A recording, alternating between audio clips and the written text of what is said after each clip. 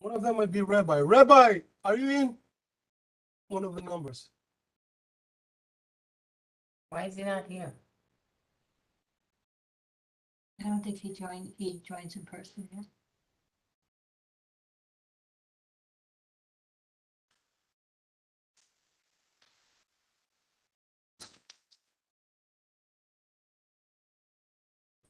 We're recording and we're live. Okay, Okay, so we started it. do we have a quorum? No, Not for transportation, no, we have a quorum for hours. I don't know if we have a quorum. no, for you don't ours. have a quorum for yours either. No?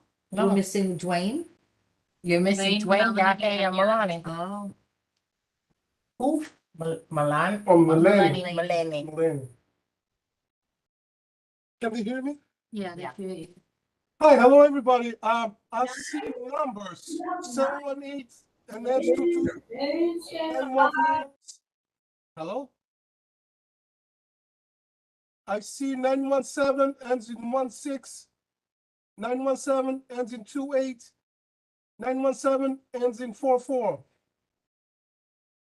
Can you tell us Who you are? exactly? Introduce yourself, please. That's on mute. Star six? Yeah. Star Anybody- 6. Anybody who's calling in on a phone, press star 6 to identify yourself. Hey, Dwayne. We now have a Hi, quorum. good evening. My name is Deidre Taylor. He's a number. Once again. Once again. Number. Is there any way for you guys to increase the volume there at the office? No, not at this, there's no way to do it. There's no way to do that. Eugenio, Thank you. Lois. sign in, please. I might have to walk over there. Is this you? Is it here? Is it there? Everywhere? Oh, no. Only the committee. They're only committee. Spot over here. Sure. Didn't show anybody. Okay, right. Let's make it happen. That's not happening. Not tonight. Not happening. I think, hey, we can start because combination of both we have. We have a quorum combination of both. Yeah, what, two, Maybe combination six, of both. yeah, how many we have? We count you? That committee is No. form Oh. on each. Then we have 6. No, And how many do we have altogether for both 7. committees? No. What? 4 and 2. 6, so we're ready. 4 for yours, 2 for mine. Yeah, but how many All altogether? together, No, No, not no. present, just committee both. period. both committees. We're trying to make sure we have a quorum How many combined. are there? 4 plus 6, 10, we have 6 already. All right, done. so we have the quorum. Okay. Yeah. Oh, you meant majority? Yeah. Okay, Rabbi. Rabbi? Ready, introductions. Everybody know everybody or no? No. No, so, all right, so, I'm Debbie on Transportation Committee. Phyllis, co-chair of public safety? Veronica Castro, Chair of Public Safety. Dwayne Williams, member of the Public Safety Committee. Ellie Rodriguez, Public Safety. Chris Kirk, staff, Moshe Fuchs, transportation. you want the public to introduce? Yeah, why Yeah, go ahead, please. Roxanne Delgado, Friends of Pelham Parkway. Your name? Pablo Cortez. Cortez? Franco. Great, thank you for coming. Thank you. Okay, thank you, For that everybody. with, Who, Brian, the guy in the beret? Who's this guy? unknown. Okay, the unknown. Okay, we like unknown people. Okay, so review of meeting minutes. Anybody have any questions about meeting minutes? Means unknown. I'm saying, if you have Yeah, any we're questions, fine. I didn't say they're here, I just said if anybody have questions. Actually, both of you guys, you can save minutes for public safety and minutes from transportation. Okay. So, Our January minutes, did we vote on those? No, I don't think so. So our public safety is only going to vote on the January minutes. Our Right. February minutes aren't up yet. So everybody read the January minutes already, right? Any questions on them? Okay, I make a motion that we accept the January public safety minutes as recorded. I second. Okay, all in favor? Aye. Opposed? you didn't have Abstentions? any. No. So carries. Okay. February minutes were sent in. If they were sent, they just Yeah. haven't been published yet. Okay, okay, so today is history, actually. This is the first time we've had a combination committee meeting. Is that true, Mr. Kirka? Today is history. No. Or between transportation and public safety. Yes? Yeah. It's a possibility, yes. History, okay? But we had other We committees said, that were we combined. said Yeah, we like transportation it. and sanitation. Okay, we like history. Okay, good partnership. Okay.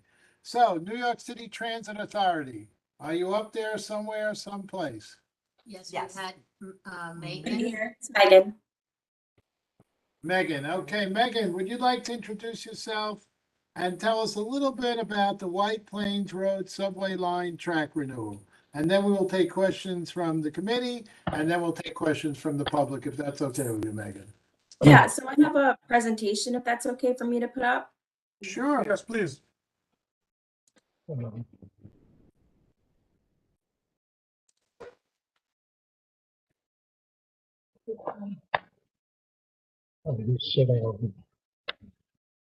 Can you all see that? Yep. Yes. Very good. Okay, great. So, good evening, everyone. Thank you for having us here tonight. My name is Megan Molina.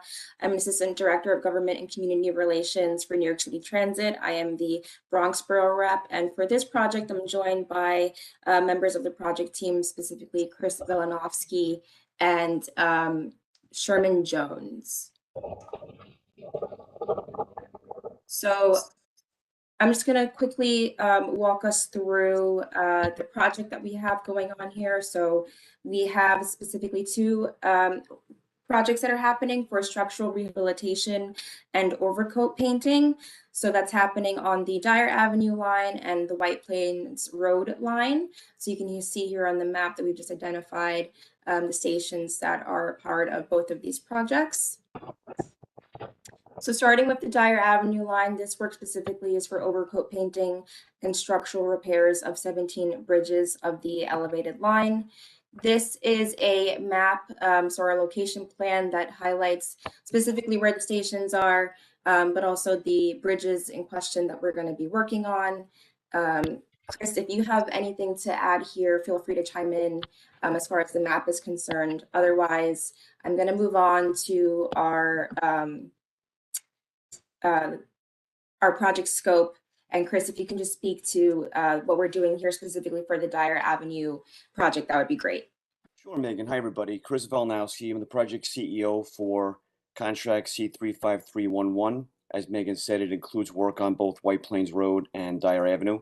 So for Dyer, we're going to be doing steel repairs on 17 bridges. We're going to remove the paint, and we're going to apply a new three-coat paint system at each of those bridges.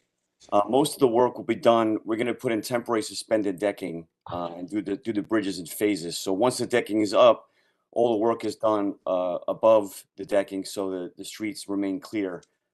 The columns will have containment around each one individually to do the work on those locations. But the main work is done from decking and up on track level after the decking is installed. And once all the painting and the repairs are completed, the decking comes down. The decking helps us to minimize the impact on the traffic below on street level. Thank you, Chris. Sure.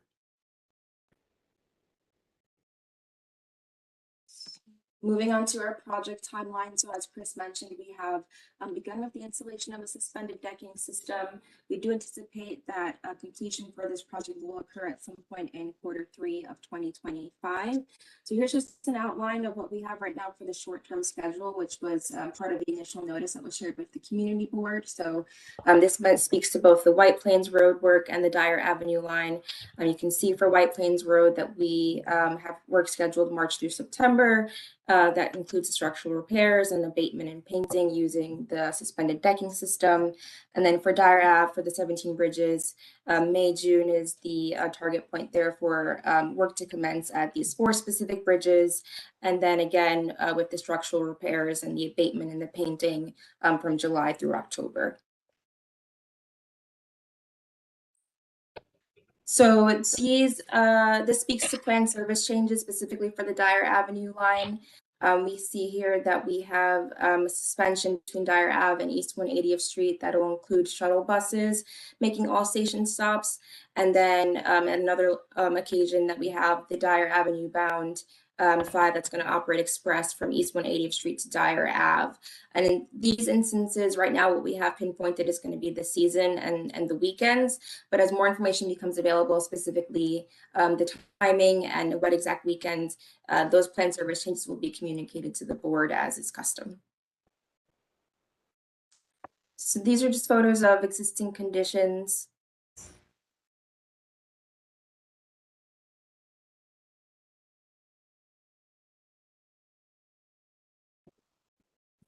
Sort of just gives a snapshot of what we're working with. And then moving on to the White Plains Road line, the work that we're doing there. So again, elevated structure rehabilitation and painting. And here is the map of the location plan showing where we're going to be doing work at different parts throughout the elevated line here and calling out the stations that are impacted. Chris, if you may, please, for the project scope. Sure. So the paint work is from 174th Street Station up to 180th Street, and then a section of what they call the flyover, the diagonal flyover on the White Plains Road line. That'll be north of 180th. That's getting painted as well. That part doesn't really affect the community. It's really next to Parks Department, parking lot, and headquarters. The part that would affect the community is 174th to 180th. We've already started installing the decking there, I believe, around Bryant Street, moving north. South of that, the structure is too low to put the decking, so we'll have to come up with different ways to paint that structure. And the rest of the work on that drawing that Megan showed is there's basically steel repairs, sporadic steel repairs throughout the rest of that area. But the main work is 174th to 180th, and it's similar to the Dyer line, removing paint, applying new 3 coats paint system, and doing steel repairs as needed in that section. Thank you. So again, just photos of existing conditions. So I mean, you all are aware of what the existing conditions are. So this is just what we're going to be working on for quite some time to bring these improvements to these lines and to the community. So I know we have a full agenda for tonight, so I'll leave this up here with my contact information. I'll also put it in the chat. I'll leave the presentation up for the time being while we take a couple of questions. Excellent. Megan, great job. Together with yours. Okay, so first, yeah, we'll go around. We'll give everybody a chance. First question is, so somewhere up, well, I guess my first question is, when was the last time this was done? 1820? Right around there, right, Megan? Chris, do you know the last time? I don't, but it's probably at least 20 years ago, maybe early 2000s, 90s. We can obviously get that information for you, but I don't know offhand. I don't know about that, Chris, but okay, that's good. Next question. So then, Megan, you had an express going from 180th to Dyer. So it's going to go straight. So if you want to go to Dyer, is there a way that you're going to be able to come back for the stops that you missed? Yeah, you have to do reverse travel, but those are specific directions that I would include. So for any plan service changes, especially when they require the use of shuttle buses, but even for significant work like this, I'll be sending out notices at least 2 weeks in advance, or if not more than that. And that'll include specific directions about how to access these stops that were missed because of express service. Thank you. Okay, it's all yours. You were saying 174. Is that also the one that you're starting by West Farm? That you're currently doing now? So we've been working, starting around Bryant Street, hanging the suspended decking system. I'm not sure what's going on at West Farm. Our project starts just north of 174th Street Station. It might be a different project adjacent. No, I think that's the next one. No, that is the same location. West Farms is 174? Yeah, I thought so. No, No, West Farms is Looks like it's 170. East Tremont on the map. West Farms is 170. Okay. That's okay. They're the same. Also, is there any way this PowerPoint presentation could be sent to the board to be forwarded to community members and committee members? Yeah, I can have that shared after the meeting tonight. Thank you. Megan, do me a favor, CC me, please, so I can forward it to the public and to the rest of the board. You got it. This is Chris. Yep. No Chris with you, but Chris with committee. I gotcha. Okay. Okay. Anybody from Transportation Committee, any more questions That for was the good. MTA? Saying anybody else anyway, there could be From something there, there. over there. Okay, anybody from, let's go there, safety people. You have a question? Go ahead, safety Yeah. person. No, no, no. Yeah, I have two questions for Megan and Chris. One being, I missed the proposed timeline or duration. And secondly, do you have containment measures in place for the abatement portion of the project? Third quarter 2025. May, I'll take that if you want. Yeah, please, thank you. So the project was awarded in May of last year. The work started recently putting the decking system up, and it's going to continue all different phases of the work through third quarter 2025. We should be wrapping up. As far as containment, we have very, very stringent specifications and requirements for the contractor to comply with regarding containment, how the paint gets removed, how it's stored, how it's transported. Everything is strictly enforced with third-party consultants that are very well trained in all the various requirements. Contractor submits containment. Graffiti within the station. Correct, on MTA property. So if you ever see that, any type of cleanup for that doesn't have to necessarily be associated with the project. Depending on what the location of where you're seeing graffiti, if you send me a photo, I can always forward that over to our stations folks and see what can be done about that. And second question, is Bronx Park East on White Plains Road included in this project? My understanding, it is not. Can we go back to the map, Megan? Okay. It shows all the bridges. I Okay. have The other map with the other maps that show the actual bridge locations. the bridge Yeah, locations. the two drawings. So this is a drawing one that shows the various bridges, starting with Unionport, Amethyst, Sagamore, Kruger, Bronxdale, Matthew Avenue, Molinar, Bogart, Allerton, Wilson, and then the next drawing, Megan. Megan, can you make it larger, please? But if you could just verify if Bronx Park East is on that map. Can you make it larger, White Plains line. please?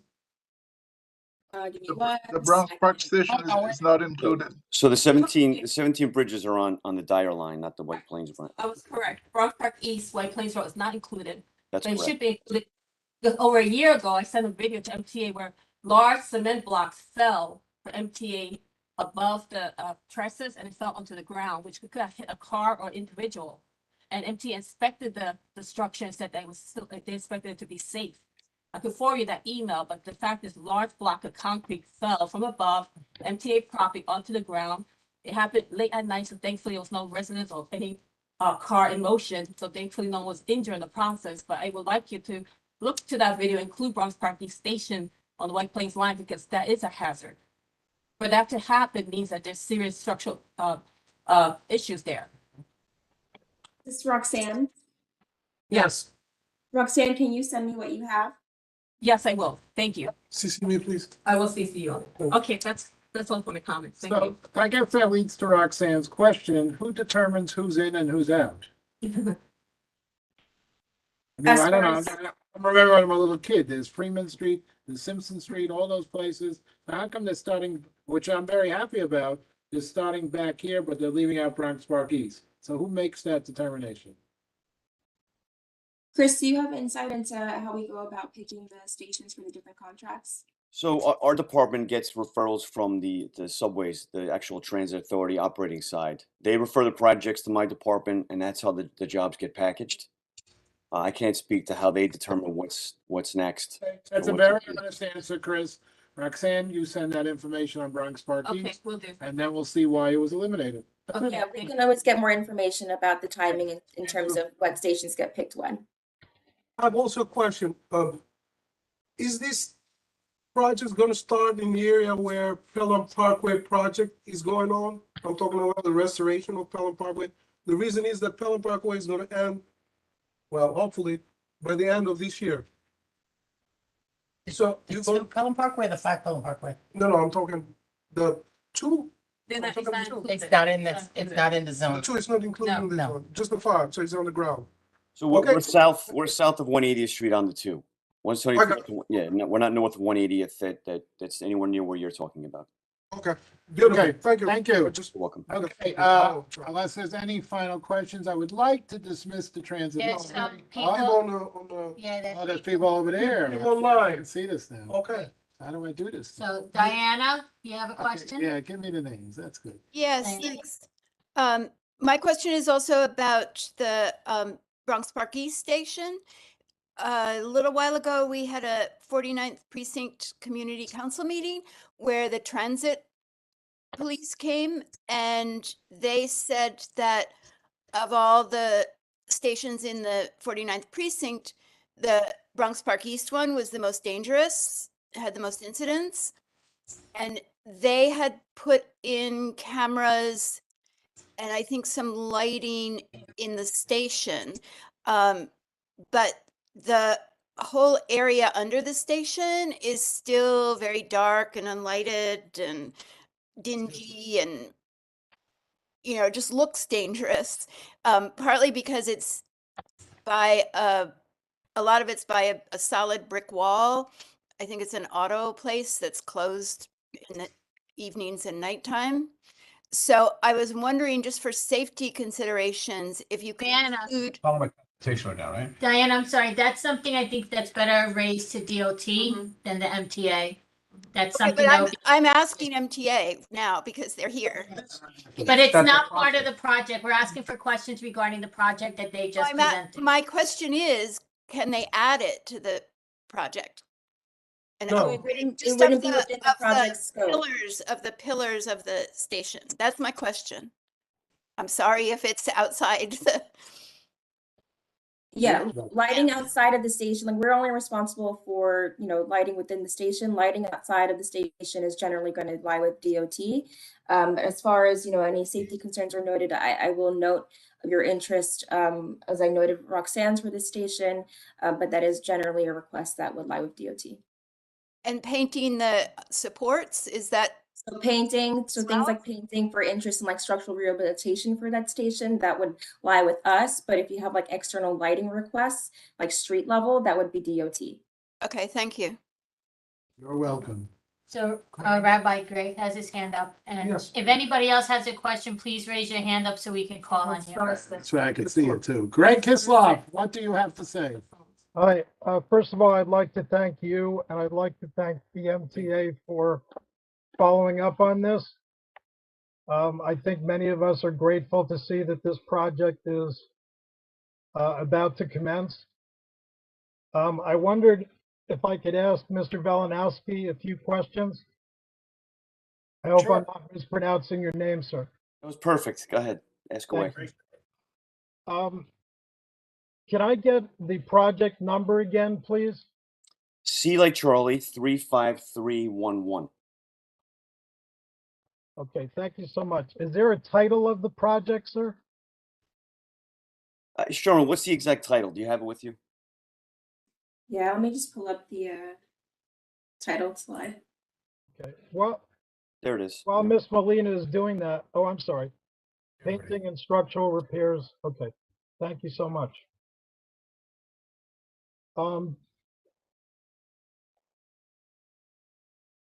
My concerns are really about many of the locations that I believe you've identified in the Pelham Parkway South catchment area, i.e. the Bogart and Colden Avenue trestle, the Mulliner Avenue trestle between Leidig Avenue and Brady Avenue, the Matthews and Brady trestle,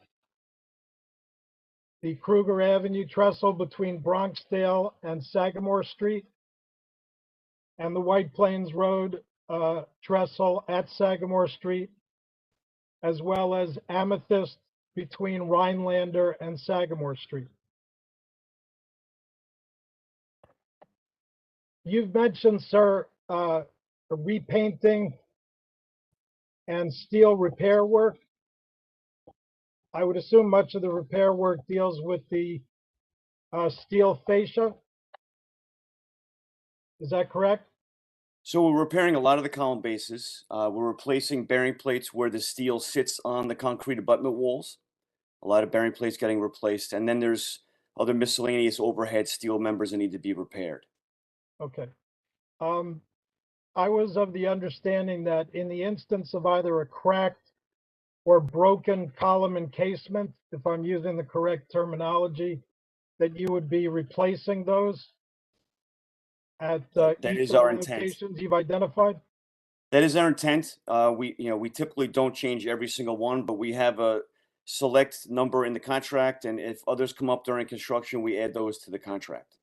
So our goal is to not leave concrete encasements on the column bases that are falling apart. Very good. Can I ask another question regarding your structural integrity of the abutment walls? A number of these locations have sustained fissures, cracks, and molding due to water exposure.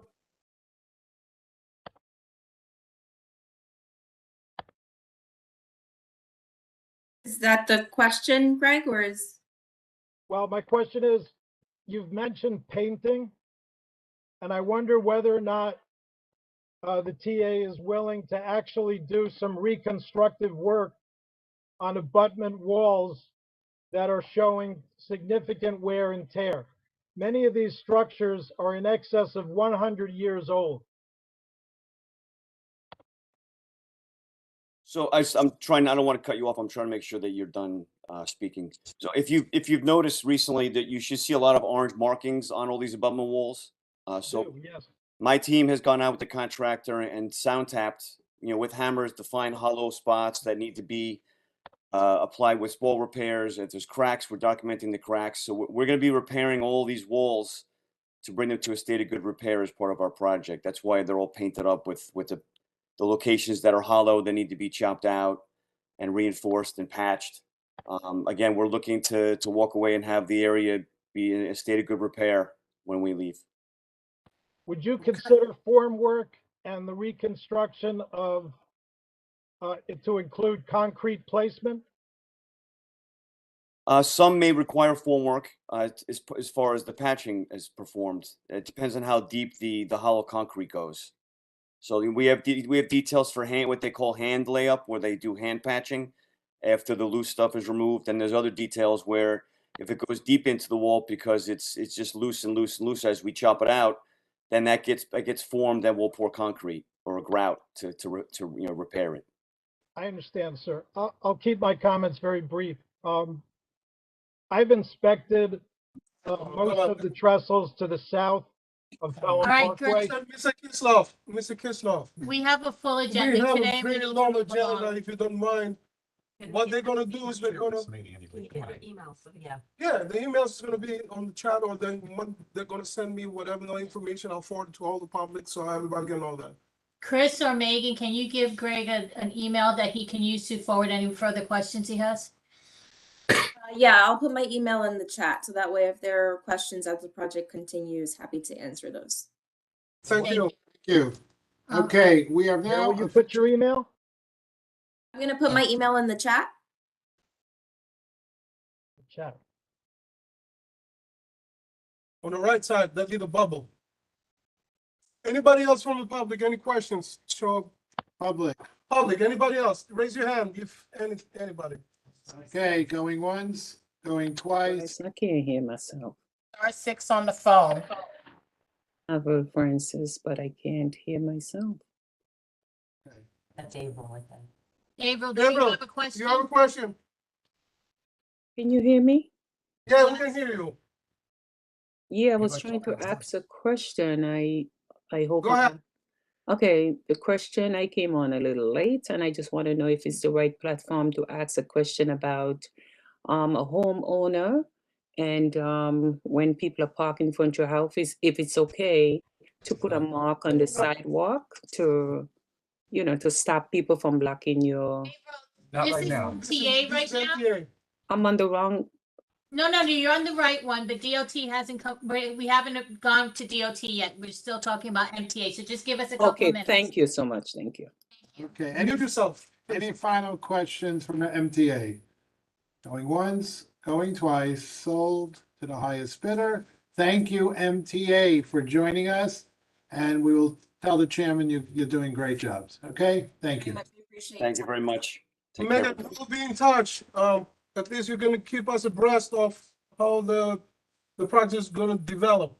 Yeah, I mean, obviously you can see there's a long project timeline there, so I'll be in touch. And even in between then, if you have questions that come up from the community, you know how to find me. I'm going to stick around a little bit longer because I know DOT has some better buses presentations, and I'm just going to be listening for that too. So I'll be here for a little while. But Chris and I thank you for just having the time for us to present on the work that's happening on Dyer Ave and White Plains Road. Thank you very much. We appreciate it. Thank you. Okay, Everyone thank have you, a good Megan. night. Okay, thank you. Get home safe. Thank you. New York City Transit Authority is dismissed, and now we go to the famous New York City DOT. Can the New York City DOT introduce themselves in alphabetical order? How do you like that? Yeah, good luck. Thank you, Rabbi, for having us tonight. Keith Kalb, interim Bronx Borough Commissioner with the Bronx DOT. I will try and introduce everybody, but it's not going to be in alphabetical order. I am joined tonight by Teresa Cruz, Holly Malone, Jesus Soto, Kevin Polino, and Renee Luciano from my office. We have David Stein from our parking division. I think Matt Garcia from our parking division. We also have project managers for 2 projects in your district. Eastchester Road, which is an update, which we presented to you guys last year about. And we have a shorter presentation for Gun Hill Road Better Bus Projects, also that touches the edges of Gun Hill Road. Which also touches Community Board 11. So it looks like you have us on the agenda first for parking. Professor Keith, this is what I Yes. want to do. I Yes, want you sir. to go all the way from that whole thing, and nobody's going to stop you, including me. And everybody here at this table and out in the public, start to think of your questions, because if we're going to break this thing in the middle and everything, we will be here to next Easter. So please, public, committee, whoever's out there, get your questions ready, and please be nice to Keith. Thank you. I appreciate that, Rabbi. So we've presented the Bronxdale White Plains Road improvements, parking lot improvements to you guys a couple times, and we're not going to present again, but we wanted to get, we didn't have a presentation for tonight, but we've presented several times. We just want to get the board's feedback on the presentation that we sent earlier, which is just changes to the parking regs around those 2 parking lots. Improve parking availability. We shared it earlier, and we showed it to you guys several times already.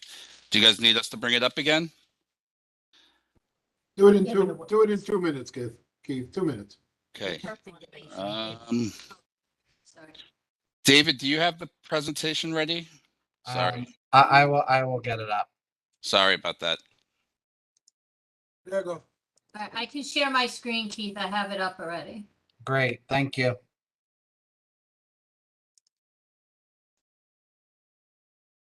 You guys can see it, right? Yes.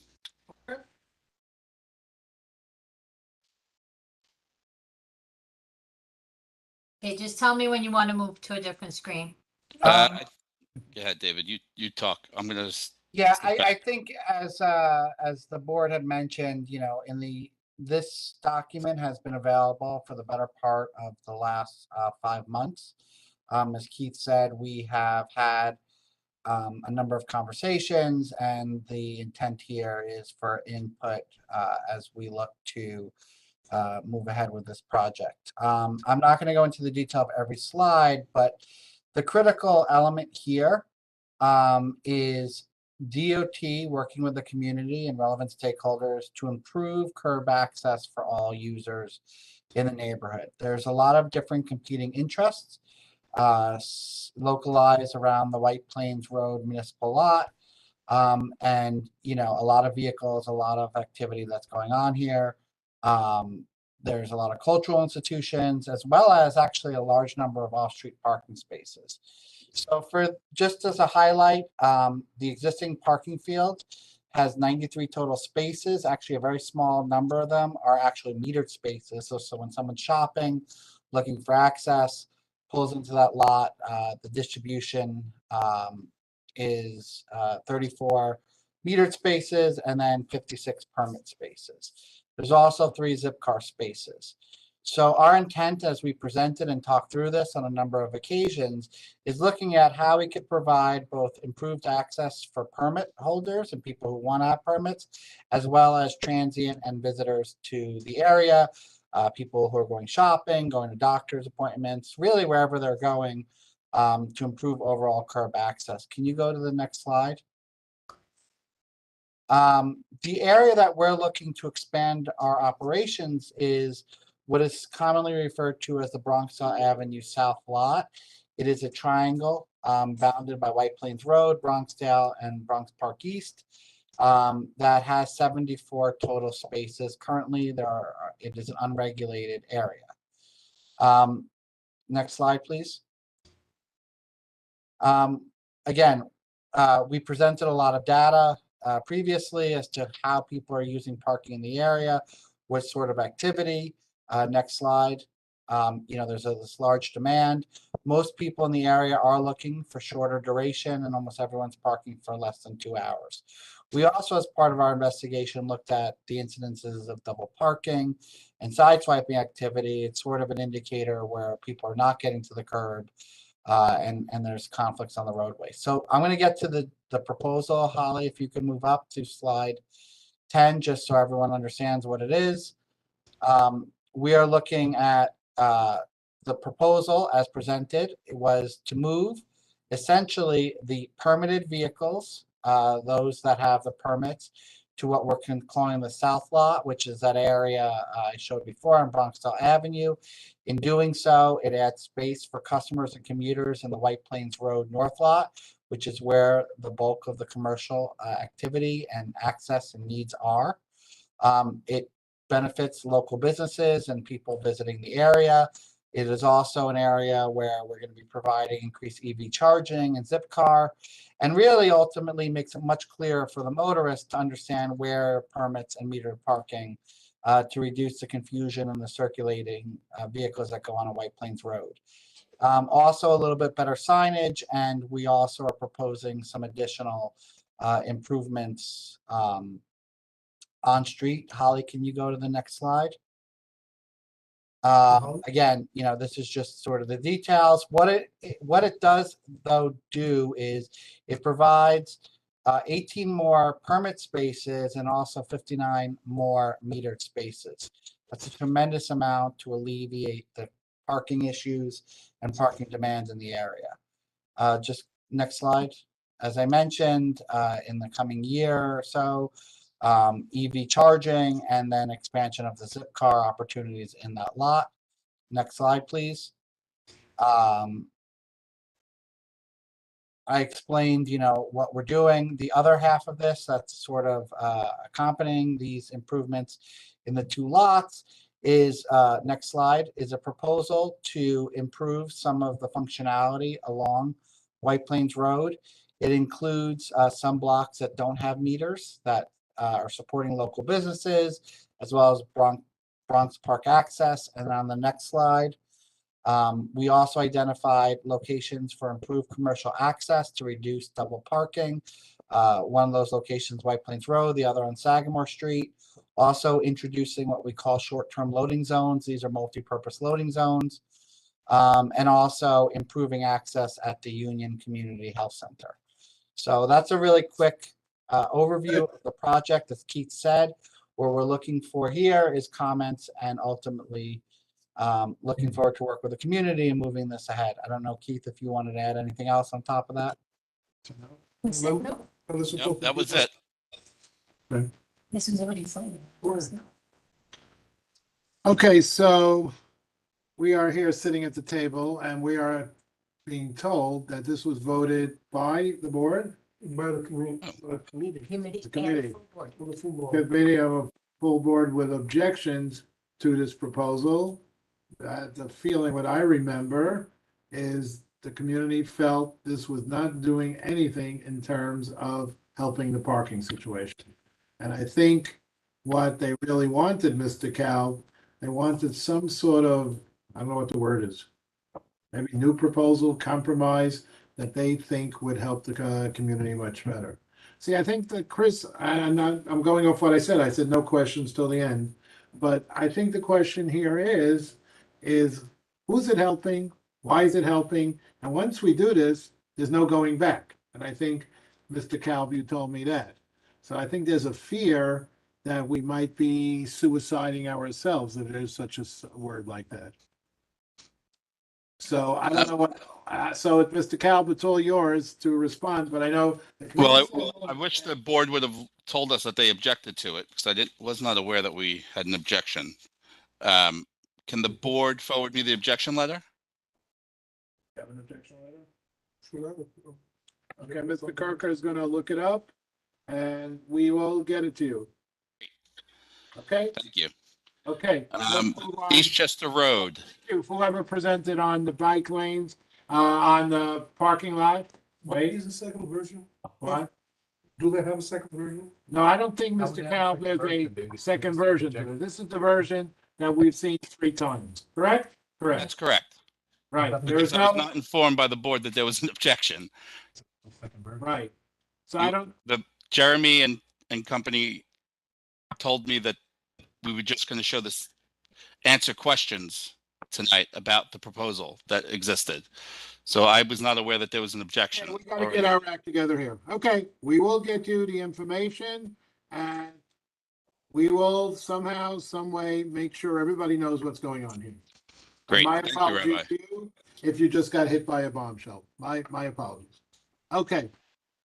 Let's move on. About the bike lane. The bike lanes. And I'll try to keep my promise this time. I'm gonna shut up till E is finished.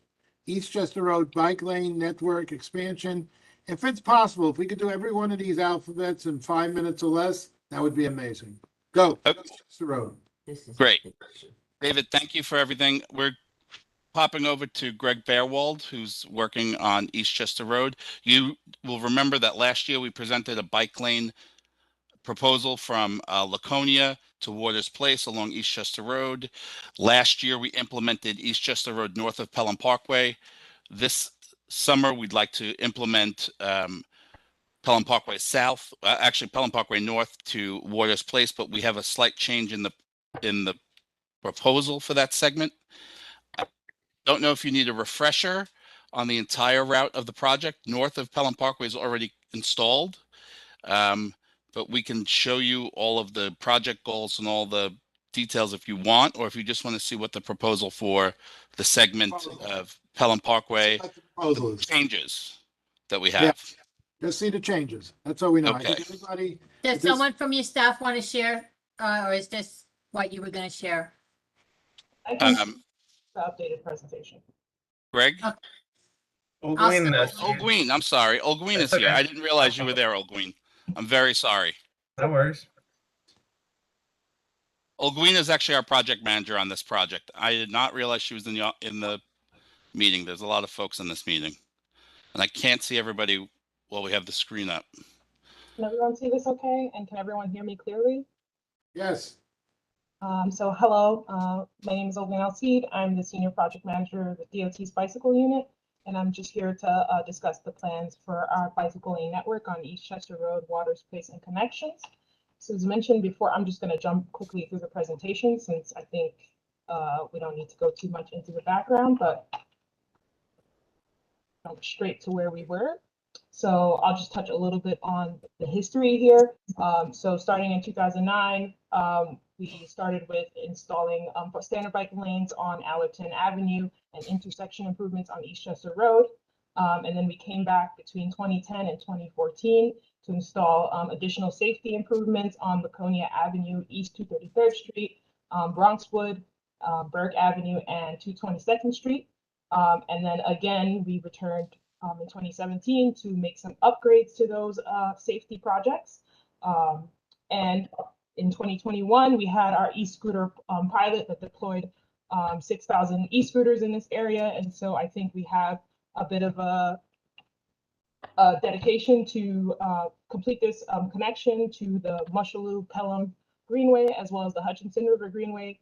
As Keith mentioned earlier, we already completed the northern portion of the corridor between Laconia Avenue and Pelham Parkway, where before we had 2 travel lanes in each direction. We established 1 travel lane in each direction with dedicated turn bays, and that allowed us to provide standard bike lanes in each direction as well.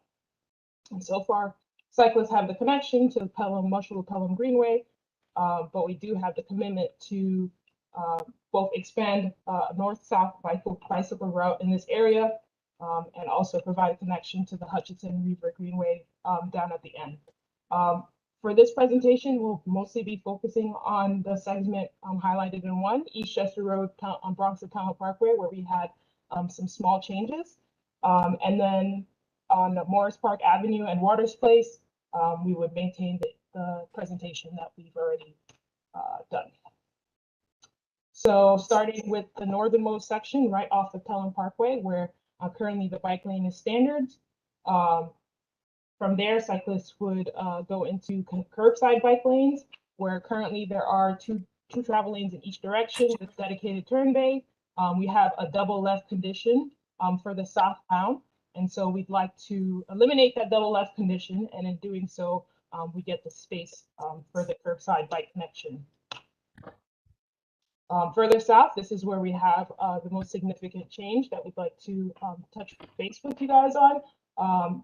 Where currently we have 2 travel lanes in each direction. Our original presentation took both of these travel lanes down to 1 to allow, standard bike lanes. Where before we proposed 1 northbound lane removal, we found that the traffic demand here would to allow vehicles to continue to access the Pelham Parkway would be greatly helped by maintaining both of those travel lanes. And so in order to provide the bike connection that we need to the Mushaloo Pelham Greenway, we are proposing to instead utilize the space at the curb by removing the parking to provide a 2-way barrier protected bike path. And then further south, between Stillwell Avenue and Morris Park Avenue, where we know that the northbound traffic goes down a little bit, we're proposing to keep our original proposal of eliminating 1 northbound travel lane, and that allows us to provide the 2-way bike path, and there we would have floating parking as well. And in order to accommodate the bus stop at the Morris Park Avenue stop, we would propose to build out a concrete bus border island at this location. Supposed to be was a big inversion. And then further south on Morris Park Avenue, the cross section changes again, where we have 2 southbound travel lanes, 2 northbound travel lanes, and 1 turn bay to help with the alignment north of this location, the Morris Park Avenue intersection, where we're making the 2-way change. To better help with the alignment, we're proposing to eliminate that curbside bike lane, the curbside travel lane, and that would become no standing anytime, and that would allow us to provide a 2-way bike path on the west curb. And so there's a bit of an opportunity here to potentially provide this area as parking space, but for now, we've drafted it as no standing anytime with the understanding that this would be needed for the alignment. You're taking away parking. You're taking away all our parking. Wait, sorry. Presentation. Keep on going. We're going to keep them calm here for a while. Further south, between Sackett Avenue and Waters Place, we would maintain the design that we presented in 2021, where the bike path switches to the east curb of the street. This would maintain parking in this area, and we would accommodate the existing bus stops with borders at those locations. And then from there, cyclists would wrap around onto Waters Place, where they are going to be making the connection to the Hutchinson River Greenway at Fink Avenue. This would involve eliminating 1 travel lane in each direction and providing dedicated turn bays where needed, but Waters Place is quite wide, and so there are areas that would remain as 2 travel lanes, or where we're feeding into Westchester Avenue, we also maintain those travel lanes. And lastly, just on Morris Park Avenue, this is just to create a connection to the existing route, the standard lanes on Morris Park Avenue. And we would do that with shared bike lane treatments just for that block. And so this is just an overview of the design that I just went through, just breaking down our existing standard bike lanes on Eastchester Road north of Pelham Parkway, feeding into where we are now proposing a protected bike lane, not just from Sackett, but starting at Pelham Parkway down to Waters Place, and then the shared bike lane connection that I highlighted on Morris Park Avenue.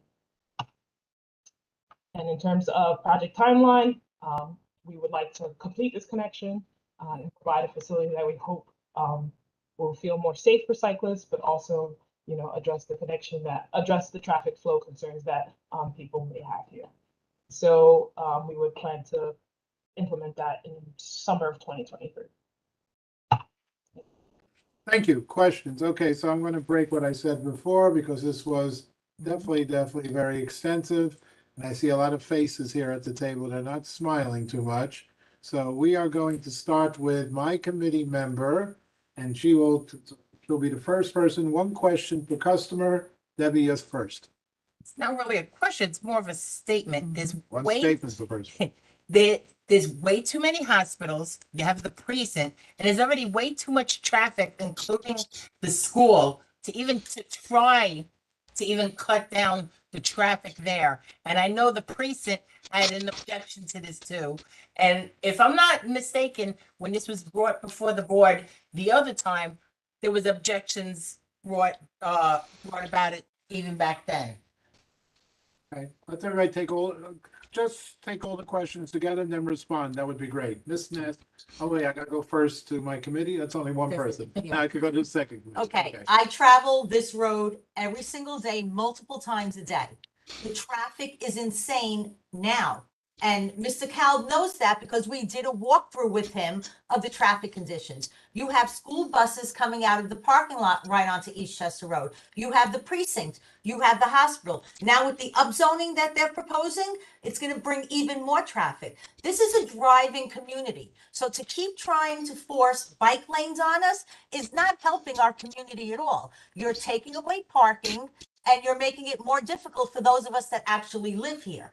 If there's studies that show that we have bike riders that use this area, then please share those studies with us. Excellent question. Next, just write notes on all these questions and try to answer them all together at the end. Next We question. recently had a walkthrough by the Icon School right there on Eastchester Road because of the safety issues that that we had there. Now you're proposing to make it even more restricted for the parents to get the kids, for people to be able to visit the precinct for their issues. I don't think this proposal is actually taking into account the actual items that are around that area, the hospitals, the Icon School, the precinct. People go to these places and they need places to park, and you're looking to take it away parking. Yeah, I don't think it's going to cause a bigger safety issue for our community.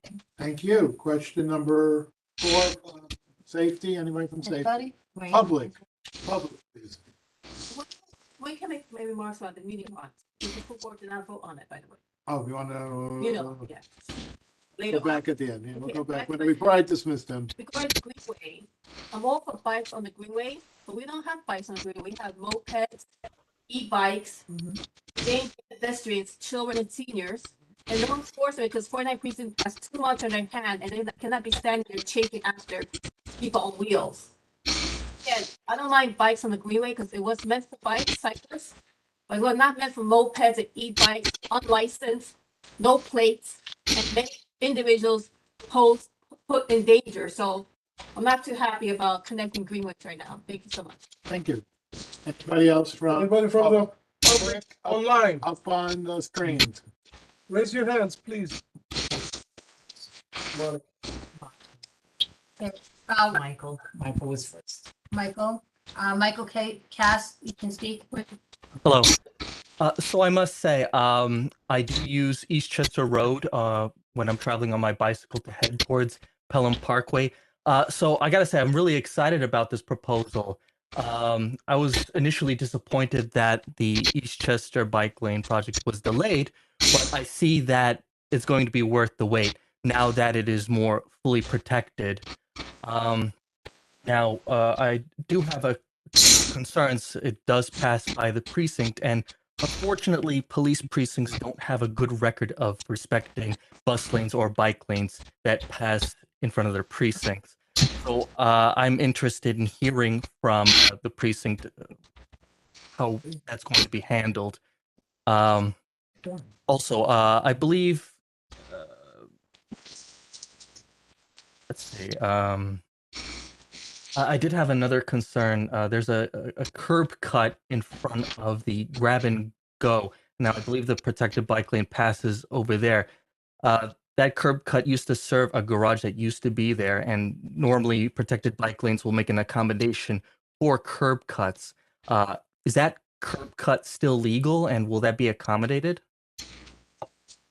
Okay, question will be answered at the end, hopefully. Okay, next person from the Miguel? public. From Community Board, you have your hand up? We can't hear you, Miguel.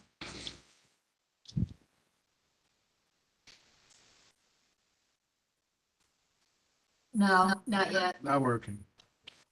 Is that Naomi next? No, Miguel, sorry, we still can't hear you. Monica, let's go to Monica, please. We'll try to find Miguel later. Monica, where? Hello, can everyone hear me okay? Very beautifully, Monica. Hi. So just really quickly, I have a comment I'd like to make with respect to that parking proposition, specifically near Bronxdale. I'd just love to implore those who are speaking of this proposition and trying to put it in this area to spend just 1 hour after business hours looking for parking.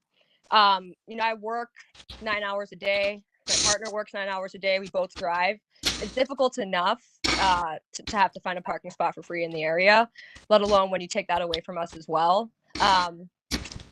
So it doesn't sit well with me, and just recognize that you have just a fraction of folks from this that reside in this area on this chat currently, and pretty much everyone disagrees with this. So if you just look at us as a whole, if everyone knew about this, and if everyone from this area was on this chat right now, you would know that this is not what's best for our community and for those that reside here.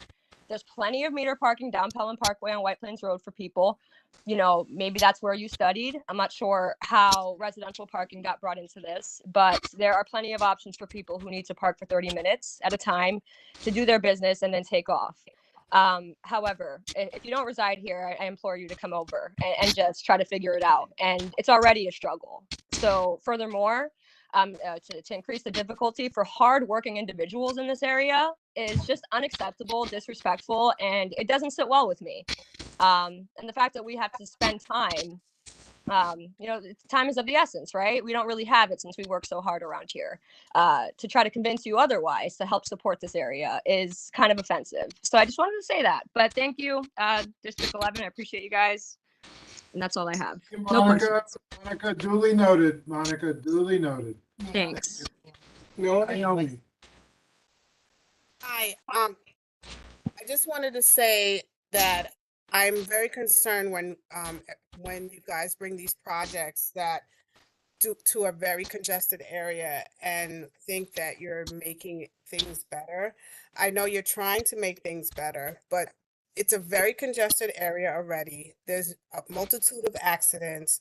People are riding their bikes, their scooters, they're this, they're that. And what I don't understand is why we are not really looking at the laws to help or better protection or safety for our bike riders, our e-bike riders, the people that drive in this neighborhood. I think we need to really look at that. What is going to be safe for our children and the people, the residents that live in this area? Blocking the police station, I don't agree with that. Causing more chaos in front of the police station, or buses that take, many adults every day. I just don't agree with that. So. Okay, I'm going to now, thank you for your comment. Again, also duly noted. Yeah, I see it. Okay, a dear friend of mine. Yeah, How can I express my concerns? I do have concerns as well. Can you write my name on the list? Hold on, you gotta raise your name. Your hand. You're on video. What's your name? My name is Eva Okay, Montero. Eva. Eva, we'll come to you next. We just have an officer that is working tonight and has to go back to the precinct. So we're going to introduce P.O. Medaris, who has been at the 49th precinct, what, about 38 years? Almost. Something like that. 38 years. And now his official title is Director of... Something. Okay, so he's going, everybody has spoken pretty well about the concerns of having a bike lane in front of the 49th precinct. Joe Medaris, let us hear a official or unofficial, whichever way you want to do it, comment from you about the bike lane running past the precinct. Official, unofficial. Ooh, that is sketchy for me. This is going to be my observations as a police officer for 19 years and traffic enforcement officer for 10 of those 19 years. I can tell you now, the bike lanes on the west side of the sidewalk is going to be a problem. The west side of the sidewalk is the side of the roadway that the precinct is on. I'm sure that the proposal was made keeping in mind that we have a lot. I'm sure that's why this proposal was made. The problem is that we have we have maybe around 160 personnel in this command, of which 60 plus or more maybe at this command at any one time at any tour. Our lot only is built for about 55 spots. Now, those 55 spots are supposed to accommodate all of the precinct personnel, including the officers, the civilian workers. That also includes our 20 plus police vehicles. That also includes currently our 30 impounded vehicles. If you add all of that up, it goes beyond 55, and that's why we're using the street as parking. We have done our best to, I guess, to pave some of the green space that we actually had on our precinct property in order to create more spaces for our parking, but it's really not enough. Basically, the proposal that I see for here is going to basically eliminate parking from Pelham Parkway South, I'm assuming all the way down past McDonald Street for the precinct. And that is quite literally all the street parking that we use. We also use the street parking in front of the precinct for victims to park so that they can come into the precinct and make their complaints. If that parking is eliminated, I can assure you that it's going to cause problems. Basically, it's going to cut down on the functionality of the precinct. And what's going to end up happening is one of two things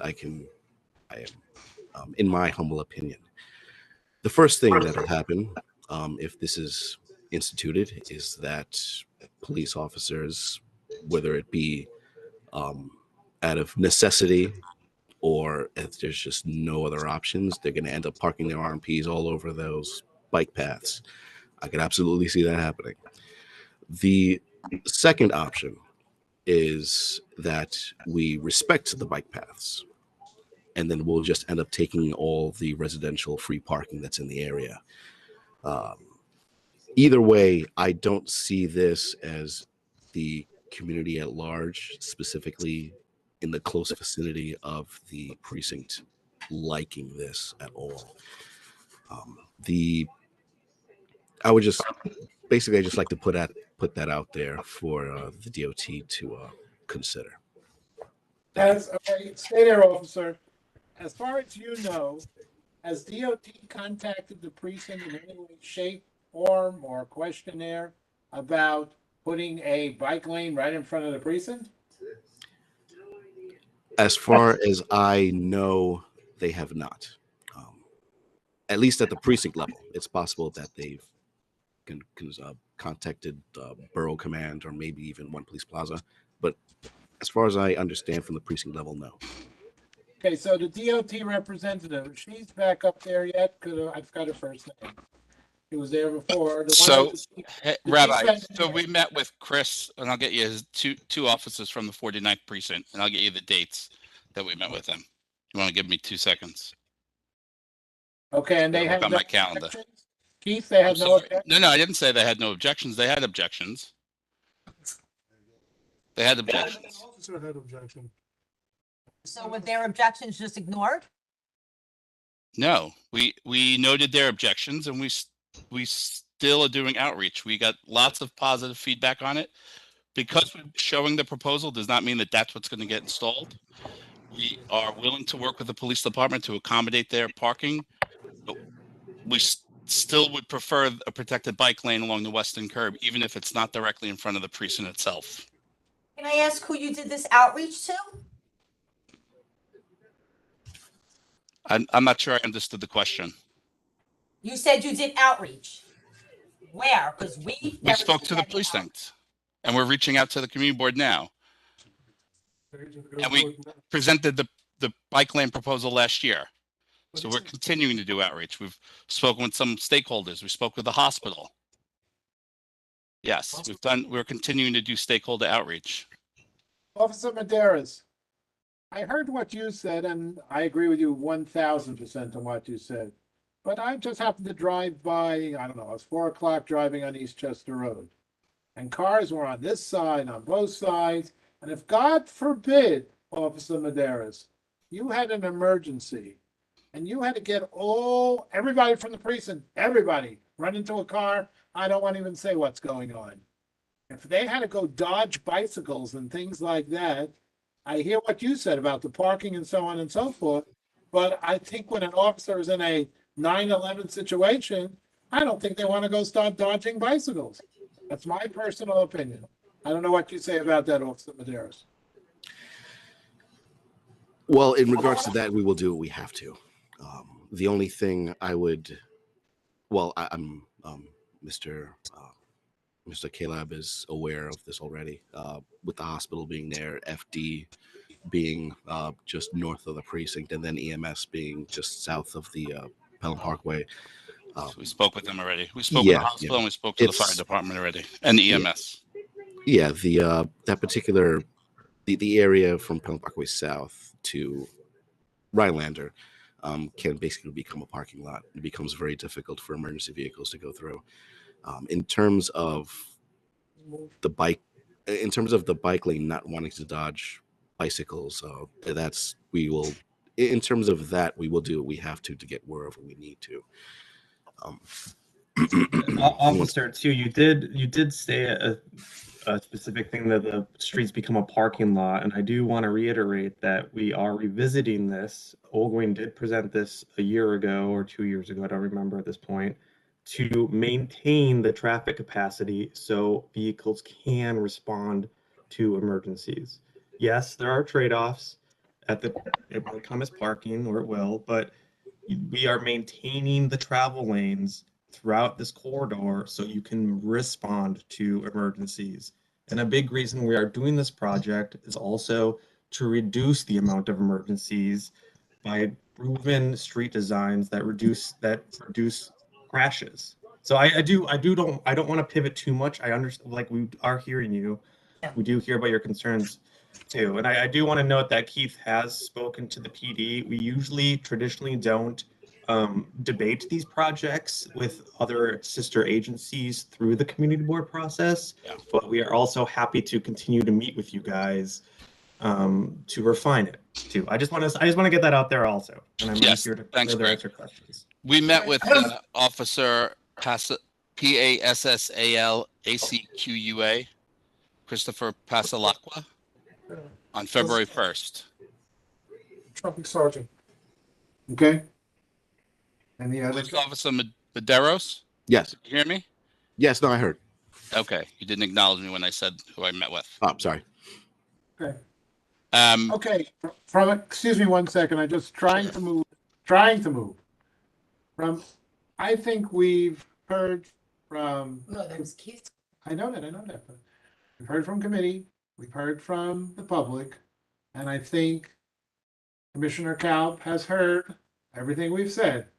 Is there anything, is there anything that we have not said? Please do not repeat something that they've heard 4 times already. Is there anybody out here at this table or out in the public that would add something to this discussion? I Yeah. do have a question. Sure, all yours, Veronica. Keith, you said you've done some outreach to the hospitals and to EMT. Is there a way that you could give us a contact, if you could send it to Chris, who you've spoken to at these places? Because we'd like to hear their input also. As a community board, we'd like to know how they feel about it. sure, I'll see what we can get you. Thank you. A statistic, Keith, which nobody spoke about, so I'm trying to follow my own rules. Can I express my questions and my concerns? Hold on 1 second. We'll come to you next, I promise. So obviously, all of us ride around this neighborhood, and I have nothing against bicycles. I don't want anybody to say that I hate bicycles. But do you have statistics on a daily, a weekly, how many bicycles I go down to Manhattan, you would get run over by 100 bicycles in about 2 minutes. No problem. But here, I mean, thank God I don't have to dodge bicycles because I don't see too many bicycles. But do you have Rabbi, Keith, can I just finish the question? sorry, yeah, sorry. Sorry, Keith, and I love okay. you as much as I loved you before this meeting.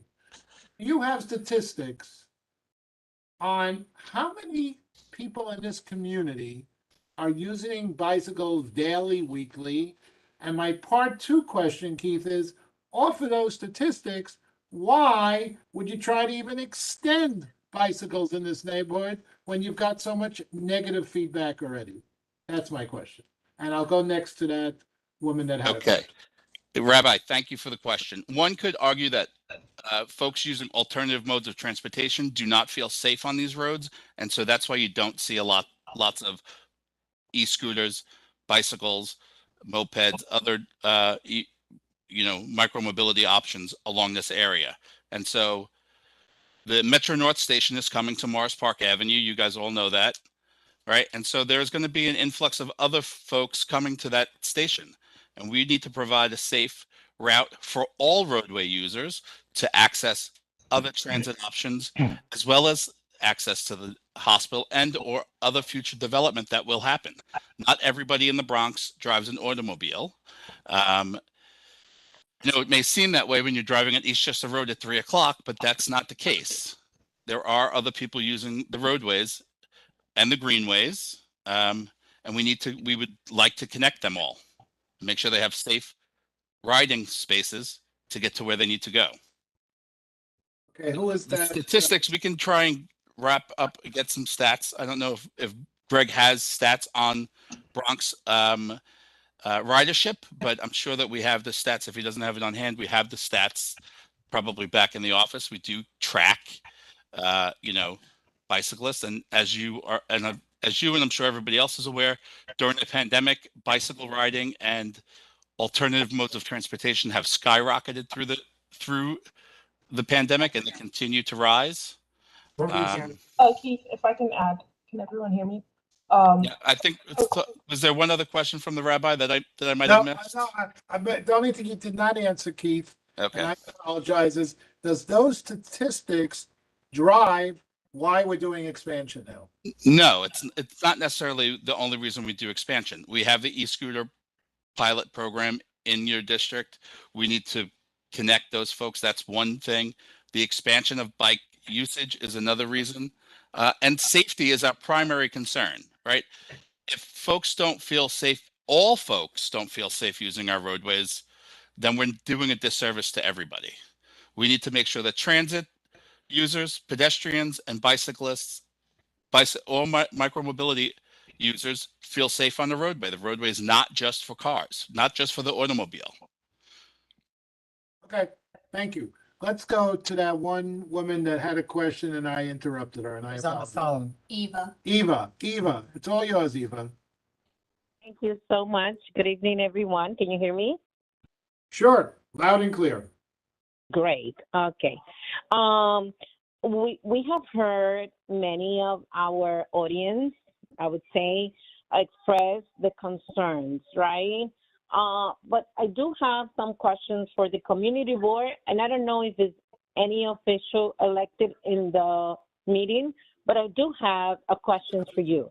I really wanted to know if the community board 11, District 11, really care for this community, because lately we have seen just decisions being taken that it doesn't benefit the community at all or the residents of this area.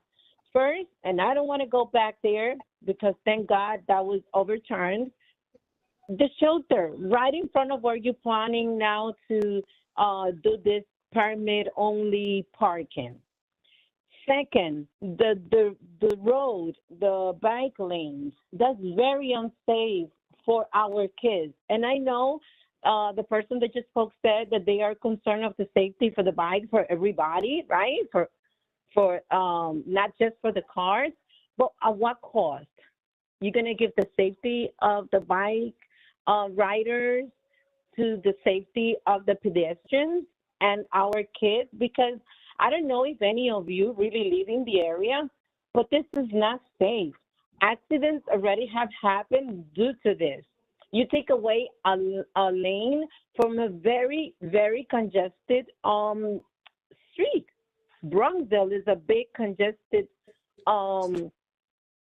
street where schools, especially in the morning, to drop off our kids at school, to take them out of our cars, you basically have to take them out and drop them in the middle of that lane, which is useless.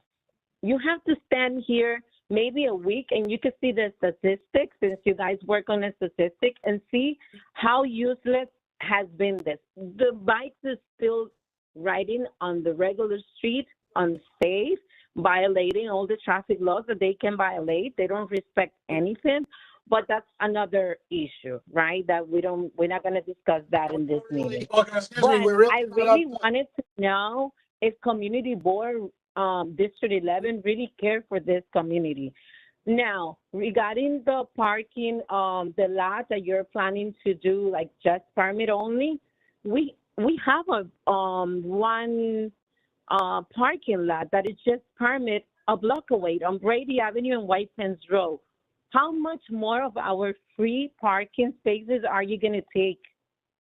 Again, like another person just said, we work, we come home late at night. Sometimes the problem is already there. Don't add more stress to it. We spend sometimes an hour looking for parking. Sometimes we even have to go to sleep without seeing our kids, because by the time we find parking, we come upstairs, they're ready, getting ready to go to sleep. Come on, don't do that to your community. So I really expect from community board to work in favor of the community, not against the community. Eva, thank you. We're gonna continue another person. Thank you. Okay, Miguel, we're back to you if we can find you. Can you hear me? Yes. Perfect. Okay, wonderful. I just wanted to kind of piggyback on a few people. The South lot is actually at the end of my block, and taking away more parking from this neighborhood is absolutely ridiculous. When the South lot was improved, when they changed the traffic, how that worked, when they redid it and put the bike lanes in and whatever, I love that. It's great. It's much safer and whatever. But right across the street along White Plains Road, DOT put like a protected area there, and people actually moved the big, huge cement blocks that they put there in order to create their own little parking lot over there. Parking is so bad here. And now you're going to make that, the South lot, a permit lot, which to me, you're raping the people that live here, that actually live here. And there's not a whole lot of people that park in that lot that actually go on on the business corridor. There's already permit parking on the north lot, and people don't use it, and they're not going to use it. Most of those people go onto White Plains Road, they double park, they run into CVS and get their prescription and come back out. They're not going to go park over there and pay. You're just not going to change people's behavior. And you're trying to sell it with us like, oh, well, we're going to put more electric vehicle, whatever. I would rather you put electric charging stations at the lot at the end of my block and charge me to charge my car at night than put it over there for those people that nobody's going to, sit there and charge their car when they're, running into CVS for 15 minutes. It's not going to solve the double parking problem. And you're just taking away more, again, we spend hours at a time trying to find a parking spot. It's ridiculous. Thank you. Thank you. Thank you. Who's next? Okay. Sharon, I'm just going down the line. Yes, please. Sharon, you're next. Sharon. Can you hear me okay? Yes, go Very ahead. nicely. Okay, yes, I just want to point out, and I haven't attended a lot of these meetings, but I am a bicyclist and I am a driver. So I can appreciate both sides of this argument about bike lanes and traffic and safety.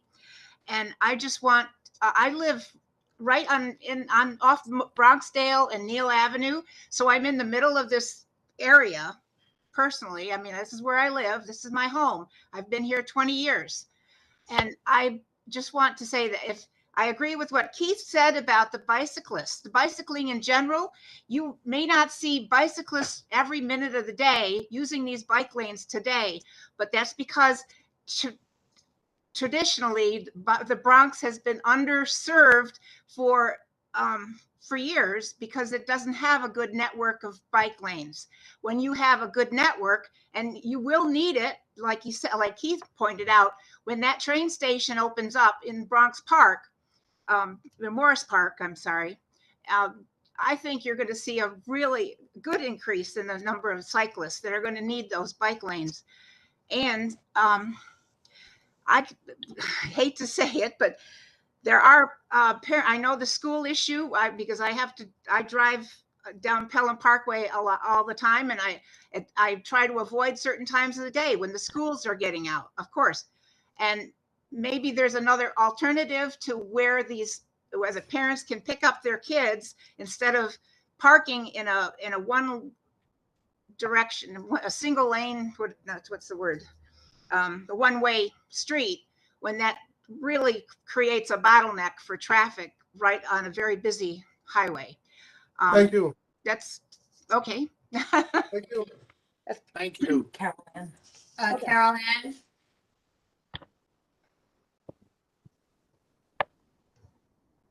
Carol Here. Ann Gilligan. Yes. Hi, how are you? Thank you. I'm the principal at 498 Van Nest Academy on Bronxdale. And I know you were talking about Icon, whatever the number is, over by the precinct. But don't forget 498 and 596 and Icon 2 on Bronxdale on the corner of Van Nest. I know that I've met with Keith Kalb, and unfortunately it was after the road diet was done. And I just want to reiterate that I really think that the lanes and the way everything was done was not taking into consideration what happens with entrance and dismissal at schools. There is absolutely no way to get our children out safely, our buses in safely, parents dropping off. Traffic on Bronxdale Avenue is at a standstill. And also, I do know for a fact that the 49th precinct was not really fully prepared for this transition. There are only 5 cars or 5 officers in the traffic division, and they're not all on the same time. And what we keep finding is that they are constantly redeployed elsewhere. So we can't get the support at the high, very dangerous time between 2:30 and 3 o'clock when 3 schools are letting out, all in our one campus. There are accidents happening. I'm tired of me and my staff having to go out as traffic cops and stopping traffic, stopping illegal U-turns. They're not being ticketed. I did write to Keith, and I asked you, as you suggested, to change the parking to no standing or change the hours so that we can work on getting zebra stripes, because no one is paying attention to those floating lanes when they're not supposed to be standing. And so we've got them all blocked by cars, so our buses can't get in. Now the buses are blocking both lanes of traffic, and so are the cars. No one can get anywhere. Tempers rise, and there's screaming and there's cursing. Someone's seriously going to get hurt. Thank you. Thank you, Principal. Chris Verado, you had your hand up before. Do you still want to speak? No, I didn't have my hand up. Okay. Okay. Anybody else? Okay, I gotta go back to Yes. Roxanne, who's not, wait, I yes, got to go back hello? to Roxanne. Hello, yes, please, whoever you are, we're gonna get to you next. Okay, Roxanne is not only gonna speak for herself, but she's gonna speak for some people that had to leave early. I've So had please- my hand up as well. I know, we'll get to everybody if we have to stay until. Yeah, me too. Thank you, Rabbi. As street residents from Palm Parkway and Unionport just left to go to work. This reflects our community. We are the working poor. We struggle just to pay for the basic essentials. When you look at the muni, the current muni South Lot is 290 per quarter. Times that for a year, it's over 1,100 per year. Median income for this area is 34,000. I'm talking about Bronxdale, White Plains Road, including Unionport houses. That is a big financial burden for a community that makes only 35,000 to pay additional 1,100 for a parking permit, and that doesn't stop the DOT from raising the permits amounts. Second, I have no problems with the South Lot. If they want to put EV charger, they can do whatever they want with their South Lot. But currently, there's 42 current permit users on South Lot. So if they move all the permit users to the north side on Bronxdale, those 72 spots, there will be only 42 spots available for permit users. So again, you are actually reducing parking spaces for the community. I think this is too much. There's too much that community could take. Believe me, I don't drive. Many people would like to say I don't drive. I'm glad to say I don't drive, but it doesn't mean that I wish harm on my community. We do have drivers in our community. They should not be put a financial hardship when they have to work these hours, the graveyard shift hours. And I ask DOT to be fair, make those changes on your South Lot, but leave the North Lot alone, because it's too much for a community that's low income, that works the graveyard shifts, that struggles. You're picking on the wrong community. You're picking on the bottom of the topo. Don't be bullies. Please be fair. It's about equity. I beg you to do the right thing for this community, because we have gone through so much this past 2 years since COVID-19. Please do the right thing. Do your muni lot, put the EV charger, put the zip cards, put wherever you want, put all the e-scooters and the venture capitalists, do what you want over there. But leave the north side alone, please. Thank you. Thank you, Rox. Thank you. Okay, who was the, Who's that? John and I I wanted interrupt? to talk to you. Who's that? Joe Marie. Joe Marie. John Marie? Hi, yes, hi, how is everybody?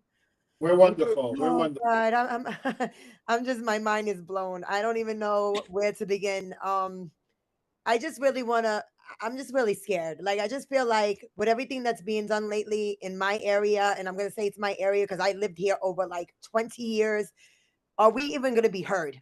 Because I feel like a lot's been going on to where we voice our opinions all the time, and they still do what they want to do. It's just like the Bronxdale Road diet. I don't want to get into that. My principal was just on speaking. She's the principal at my school. They talk about a safety hazard when it comes to these bikes. But what about our children? What about our students? My kids have to get on that bus, my students, every day and get off the bus. And those bike lanes are right there towards the curb when my kids are getting off. The whole design was a total disaster. Now they eliminated parking just because of that road diet. We lost so much parking. And now they want to touch the only free parking we have near the park. They took a design away already when the bingo hall was there. They took away the first angle parking that was there and made that one smaller. And now they're trying to take that free parking away. It's like they're caring about everybody else than the people that live in this community. So my question is, are we going to be heard? Because I feel like we keep fighting for what? They do what they want to do. Is it like a money-making business, or is it about the community? Thank you. Thank you. Well said. Thank you. Next customer. Jenny. Thank you. I just want to make a few points. I know some people have covered some issues already. I've been here for over 20 years, right in the middle of both parking lots that you're discussing, the north side and the Bronxdale one. When I first heard of this idea, I couldn't believe that anyone thinks that a homogeneous lot in Lot A will serve the needs of the people in Lot A, and then charging a free, what you call unregulated parking, is somehow a negative for the community. It's a positive that we have a place to go to be free of the police ticketing us for registrations, for license plate, for getting boots in the car. I mean, Jesus, just leave the people alone in this community and stop nickel and diming them with metered parking. We don't need any more. We live here.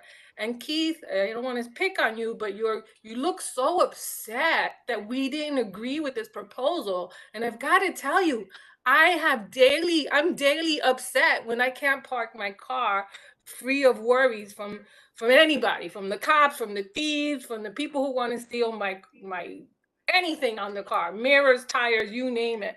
We have a lot of issues in this neighborhood. Safety for the bikers, that's great if that was your only concern. We have many safety issues here. We have people stealing purses from people walking. We have people stealing bikes, stealing bike parts from city bikes. We have so many other safety issues. The fact that this meeting is so focused on biker safety is like shocking to me. It's almost like we live in one of the islands, So no, this community is a dangerous community. Leave our safe parking alone. Try to minimize the meter parking, not expand it. And one more point. Other people to speak. Thank you, Jenny. One more point with the EV is that there are private places that would benefit from using EV. It brings people to their business, and also the private owners can take care. Your time is up. Thank you. Thank you. Okay, we're going to try to do everybody now within 2 minutes. I'm going to start timing people because we got a lot to go yet. So next customer. Okay, let's move on. Okay, we got to move on. We got to move on. I'm going to try to stick Hi, with what wait, I can I speak now? I've been trying to talk. Diana, her hand is raised. You just can't see it very well with her background. Okay. Thanks. So I really regret the way this discussion is so focused on dividing the community between the cyclists and the drivers. And I wish that we could find a way to discuss these issues that are so important to everyone without making it cyclists versus drivers. I just think that's the wrong approach. And I think the chair should lead the way in making this more a discussion of what does the community need and how can we get there. On the bike lanes, especially on Eastchester Road, I wonder if you thought of putting the bike lanes on other streets that don't have the hospitals and the precinct and all the businesses, the way that like Herring Avenue bike lane runs parallel to Williamsbridge, and it's a much quieter street. There aren't businesses there. You don't need deliveries. I know there isn't really a road that's parallel to Eastchester, but maybe for sections of it, rather than having the bike lane on Eastchester, which seems to create so many problems, can we have it take detours onto other lesser used streets? And then for the parking lots, I wanted to ask, we're having the farmers market for the second year on Sunday mornings by the South Lot, and we need to provide parking while the market's open for the farmers trucks. And it's very confusing to try to figure out how to go about ensuring that we can get that. So Keith Kalb, can we please speak with you directly about how to work this out for the farmers market? I'm happy to talk to you about the farmers market. Thank you. You can reach out. I put my email in the chat earlier. Okay. I can repeat it now if you want. Yeah, thanks. kkalb@dot.nyc.gov. Thank you. Thanks. No Keith. problem. Thank you, Diane. With Cynthia, we're ending this conversation for transportation, at least this part of the agenda. Go ahead, Cynthia, you're the last person. All right, thank you. The only thing I want to say is that I feel like I'm in a Groundhog's Day, because I remember we had a similar meeting with Keith over this proposal back in September. Many of the same concerns were raised. Many of the concerns were put in writing. People were supposed to email them. And since September, I heard really nothing more. And here we are again, several months later, having the same conversation with no substantive dialogue in terms of trying to find some sort of a middle ground. And I would like to see something happen moving forward where all of these things are taken into consideration. And as Diana said, maybe kind of finding a way to work together to do something safe, but at the same time, not hurting the community at large as well. Thank you. We are trying to make everybody happy. We are trying. Let's go on. Okay. Okay, well, let's move on, and we're gonna move on at a little rapid pace.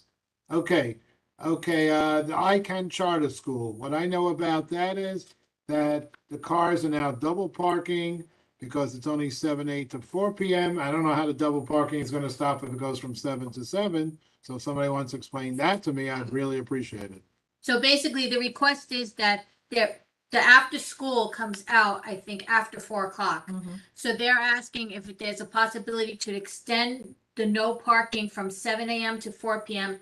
to 7 a.m. to 7 p.m., which gives the after school program parents a little bit easier for them to pick up their children instead of at 7 p.m. when there's cars. I'm sorry, Park at 4 areas. p.m. there's cars parked in that area now. So you're saying, Veronica, at 4:02 p.m. The timing though, rather, because a lot of people come after work, after 5, They let's want make it to until they want to park. 6 p.m. instead of 7. That's fine too. I mean, I think they come out between around 4:45 is the end of it. So if we could do it to 5:30 to around 5:36 the latest, then because they still have kids, parents that come out. Hi, can I interrupt? I'm an Icon Charter School parent. I just want to explain a little bit further if you don't mind. So just quickly, they have after school till 5:30. They're dismissed from the cafeteria. I don't know how in the morning it's perfect. I'm gonna tell you, because you guys have the 7 to 4. No one parks there, so we're able to drop our children off.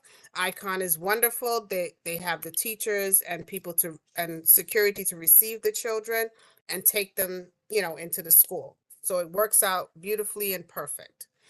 But in the evening, when dismissing at 5:30, I'm noticing the congestion, the accidents, the people, sitting in the middle lane, because they have to pick up their, literally parking in the middle lane to get out and literally getting out of their car to get into the school to pick up their children. So I'm not sure if to 6 p.m. or 7 p.m. is going to help, because how are the parents, if you can't park there, how is the parents going to pick up their children? They have to physically go to the cafeteria, which is downstairs, to pick up their children. So How many spots you talking about? 5, 10, 20, 16? How many spots? A good distance. Yeah, it's from the front of the school to the corner of each. Okay, so here's an example keeping everybody happy. So we make this go to 7. Now the community might come back and say, hey, I come back from work at 5 o'clock. You took away all those spots from me. Can't make everybody happy. It's a big problem. So 6 p.m. will be the middle ground, I believe. That may be a middle ground, but I'm afraid the community is going to come back and say, you took away my spots. Yeah. I mean, it's very congested now. I'm not sure what the right idea, what the right solution is right now. I don't know. Who's out there for the people that come out, the students that come out after 4 or 5? Is there anybody out there directing traffic from the school to make it safe? No, not like in the morning. No. So I guess And you we talk to the school. I don't know. Yeah, This is we have to the- talk to the school. Yeah, I Talk to agree the with you, school. Rabbi. Yeah. Yeah, I think talk to the school, because I would assume, again, say this is an assumption, the kids coming out after 4 are definitely in the minority. Is that a correct statement? Right. Yeah, I would say talk to the school. I don't need the community telling me I'm taking away more parking spots from them. Right. Okay. Yeah. I don't know, Veronica, what do you say? I mean, it's a lot of spots. I agree what you're It's a lot saying. of spots, I agree. It's a lot of spots. No, because If of it the was 4 or people- 5 I spots, agree. I would say, what the hell, 4 or 5? Oh, there's my answer. There- Maybe just make it 4 or 5 I believe a lot of people This agree in the this was area. brought up from by 7 somebody. I'm to- not sure. I have to talk to Jeremy about who is Veronica, that's requesting it. it. Maybe just make it 2 different signs, one that just goes 7 to 7 for maybe 5 spots, and keep everything else 7 to 4. There you I go. don't think it's gonna be split. It's gonna be. Why? But then It's gonna be a lot of confusion. Why you put up signs? I know how to read. It's They a lot of don't. confusion. It's gonna be a lot of confusion. Okay, keep it the way it is. Fine. Veronica, I was the one that brought it up. Okay, I'm the one that brought it up to Jeremy. okay, keep it the way it is as of now.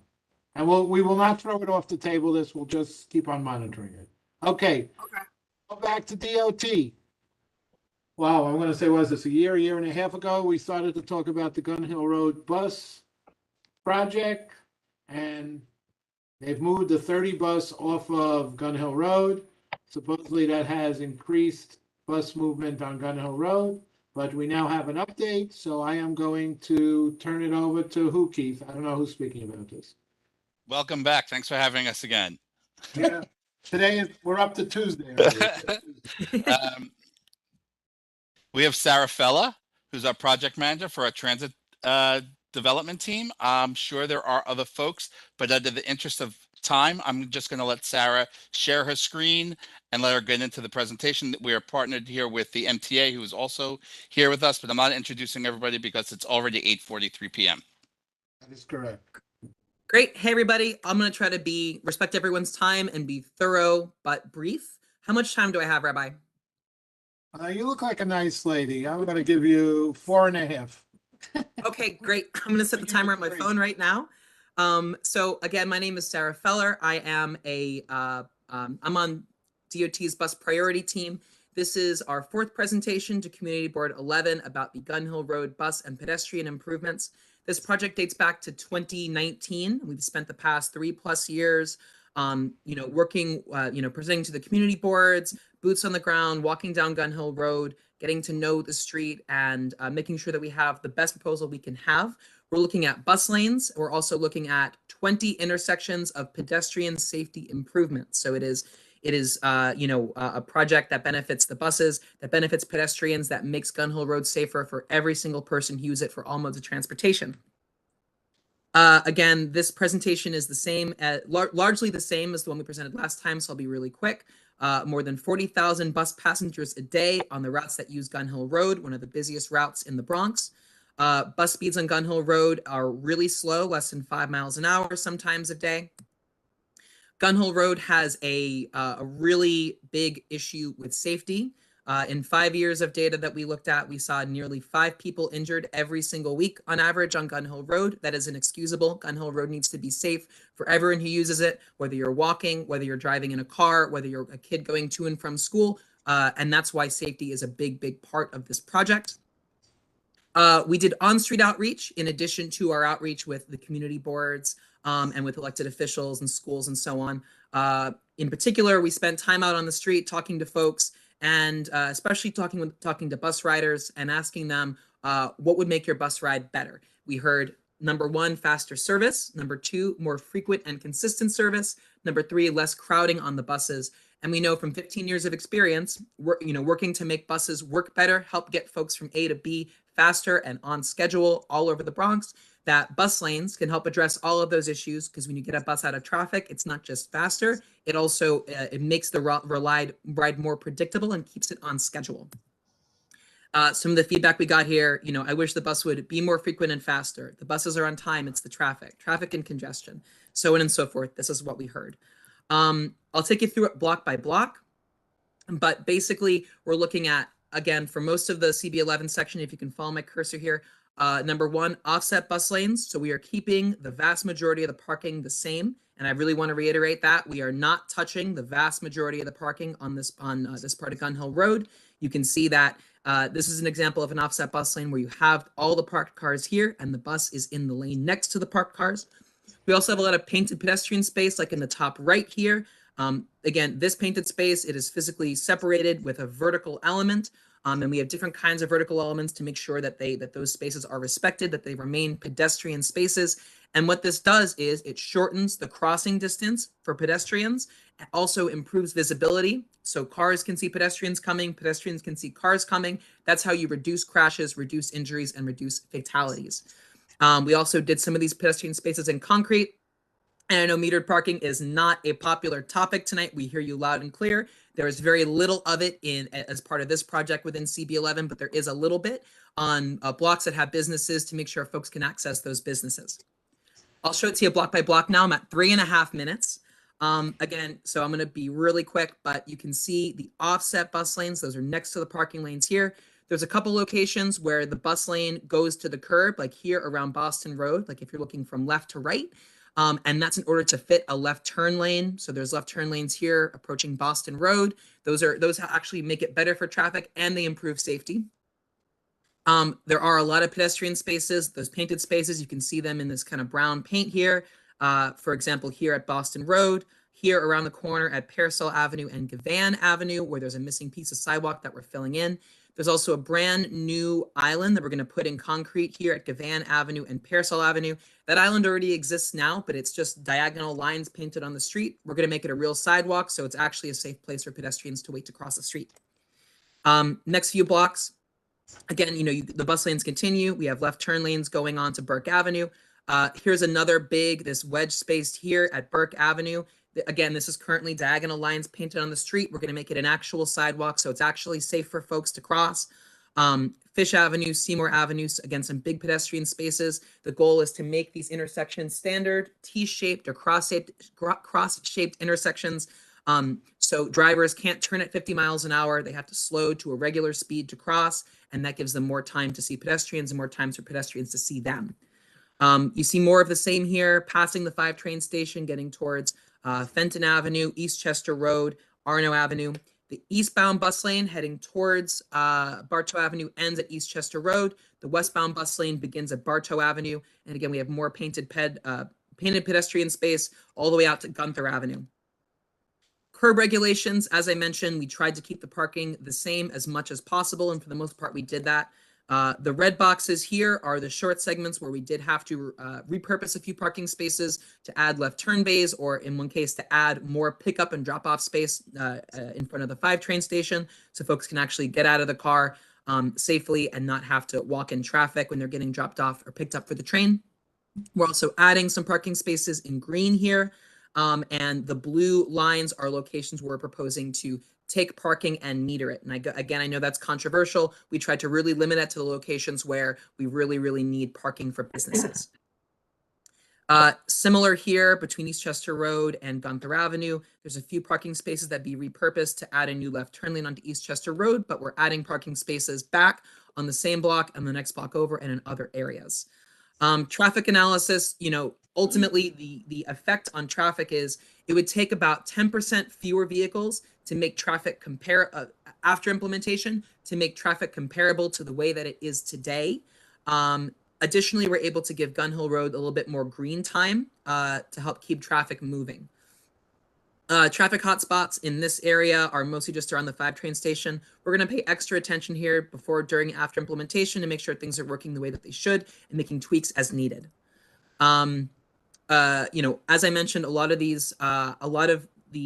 parts of this project, they intend to not only make the streets safer and get folks from A to B faster and more reliably on the bus, but it also helps to improve traffic flow as well in many cases. Additionally, these bus lanes can be used by emergency vehicles, NYPD, FDNY, ambulances. Also, any vehicle can use any bus lane here at any time to make a right turn to access a driveway. So really all vehicles get to use the bus lanes and benefit from them. In terms of the timeline of this project, as I said, we're more than 3 years into this process. We want to make sure that we are doing this correctly. We're doing a lot of public outreach. As I mentioned, this is our 4th time at Community Board 11. In addition to the other community boards with elected officials, we've worked with the Jerome Gun Hill Business Improvement District, and so on and so forth. We are looking, and I want to make this clear, we are looking to implement this in the spring. And so this is our last plan presentation to Community Board 11 before implementation, although during and after implementation, we are very, very happy to continue our relationship with you. We will come back as many times as it takes. We want to make this project work as best as it can. Ultimately, there are always trade-offs. Gun Hill Road is only so wide and it serves a lot of different purposes. And so we spent a lot of time trying to make sure that we're making the smartest trade-offs we can make. And there you have it. I know I ran over time. I apologize. And I want to make sure we have time for your thoughts. Thank you. Excellent. Excellent. You must be like a track runner or something like that. That was a person speaks so fast. Amazing. Okay, so at first thought, and anybody on the table wants to add something here, it's fine. This seems to me like a no-brainer. Again, parking. Again, somebody wins, somebody loses. Anybody have anything quick for my one-person committee? Anybody have anything from safety? And anybody have anything, Roxanne, from the public?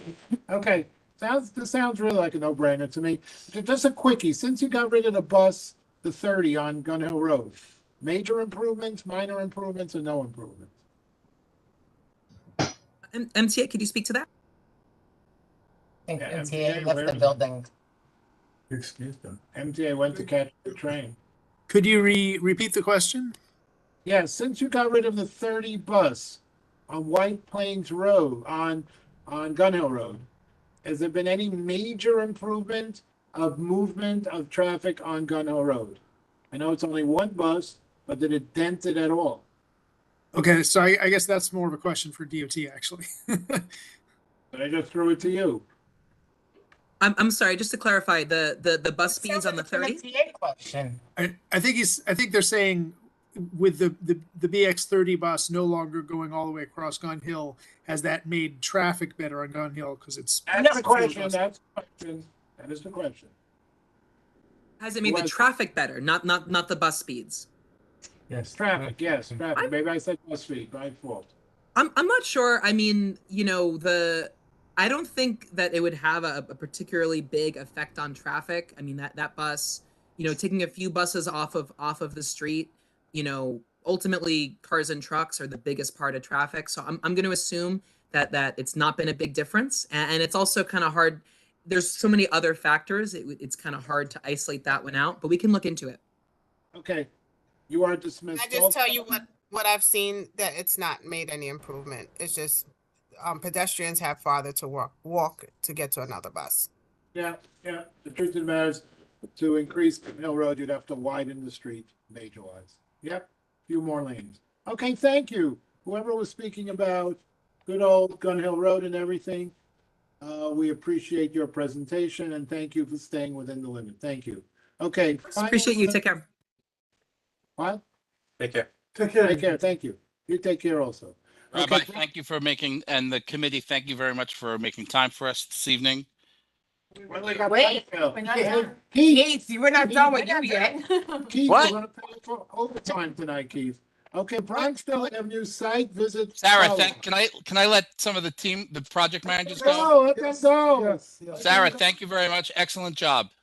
Let my people go. Let them go. Thanks, everyone. Take care.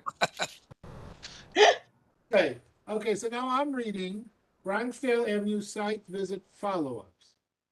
Hummocks. What's a hummock?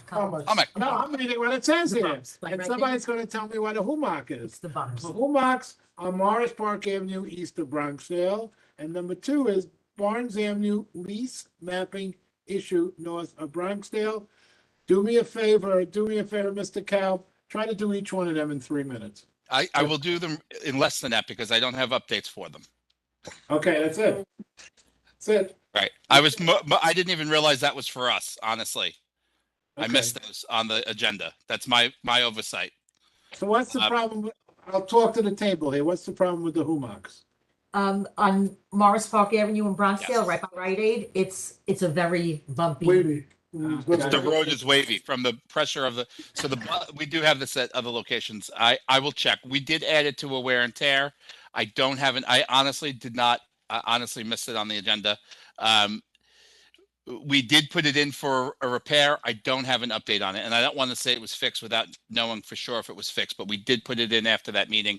And the land use committee, my land use folks got me an answer on Barnes Avenue, but I'm working remotely and I cannot, it's an old email and I can't download it right now on my webmail. Not a problem. I can't find it on my iPhone. My iPhone will only go back 3 months and the email's from November. Mr. Cal, thank you so much, Commissioner Cal. One more issue, please. Okay, wait, I just want to Is it on thank the you, first of agenda? all, I know we've gone way over the limit here, but I think it was informative. The other thing I got to tell you, Mr. Cal, I can't take any votes here because I only got one other committee member here, and I could try to draft people from different committee, but that's illegal. I can't do that. So we are stuck here with, not stuck, we've listened to a lot of good stuff here today. I think we got to go backwards a little bit to move forwards. But Mr. Chris Kirka has something to say because he doesn't realize I have to go to sleep. So go ahead, Mr. I'm sorry, Keith, just It's okay. quickly. Lighting Avenue, it's can be, put in the list to be repaved. I'm talking starting from, what is underneath the train over there? White Plains Road.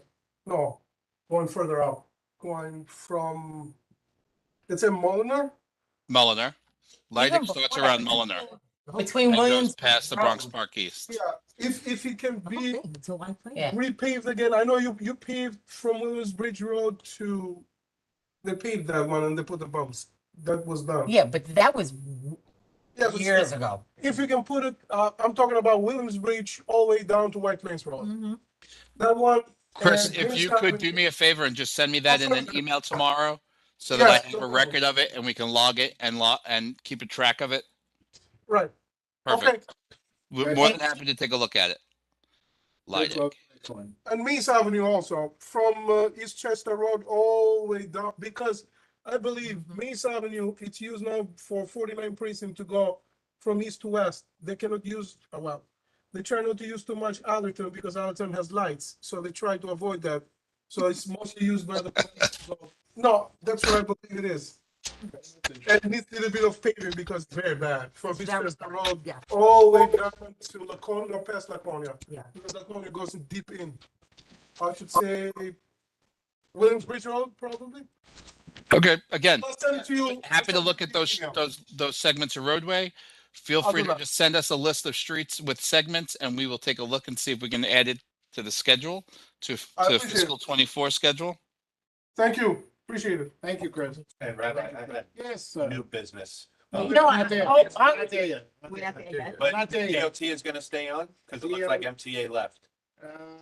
DOT, could you give me another 5 minutes, Mr. Yes, Cal? Rabbi, anything for you. Thank you. Okay, I gotta know- I gotta turn this over to the safety committee team, but I think Mr. Officer left already, right? Mr. Police Officer, Officer Maderos, are you still on? done. I'm here. Oh, There. Okay, there it is. we now Yeah. officially start the safety committee meeting for about 2 minutes. Go ahead. In the interest of time, I'm just gonna ask Officer Madero to give us his stats, and unless there's a really urgent item that you need to ask him, we ask that you hold your, you can email us your questions unless it's something absolutely urgent you need to ask Officer Maderos tonight. So it's all yours, Officer Maderos. Hello again. Let's see, stats. For the past 28-day period, we have had a decrease in crime by 28% for our major index crimes. Year to date, we are now seeing a decrease in crime by 6.5% in those index crimes. The crimes that are leading the way right now is actually burglary, which is something we haven't seen in a while. The raw number is 40 complaints of burglary for the past, since the beginning of the year, as compared to 30 this time last year. And yep, I think that's all I got. Thank you. Thank Thank you. Okay, want to talk about this truck for 1 second, officer? That black truck on Gun Hill, right? Gun Hill and Sexton, yeah. Yes, Gun yes. Hill. enforcement. We have actually had the thing impounded and towed, and then it was back on the street 2 days later. At this point, there's not much we could do other than tow it again, and I'm sure it'll be back on the street 2 days later. There's no, in terms of our side of enforcement, there's not much financial, I guess, a penalty on the NYPD's end to stop these types of trucks. This is more along the lines of a sheriffs. Yes, it's more along the lines of the sheriffs that are the better enforcement entity to deal with these particular types of businesses. Okay. Thank you. There's nothing to do about the truck. Okay, that's the bottom line. Okay. Madero, somebody asked if you could share the information for the security assessment program. Security assessment? Oh, you mean physical security assessments? Yeah. I will put. Where is it? I will put my contact information on the chat. What I do is basically considered physical security assessments. I look at doors, locks, windows, walls, roofs, cameras, lack thereof, anything that's security related, and I make recommendations as to what can be done to better secure the premise. I've done hospitals, colleges, people's apartments. What should we call it? So if you're interested, like I said, I'll have my contact information on the chat. Thank you. Thank you very much. Veronica, it's yours. Anything else you want to ask people out there if they want to ask questions? Does anybody have an urgent question they need to speak to Officer Maderos about?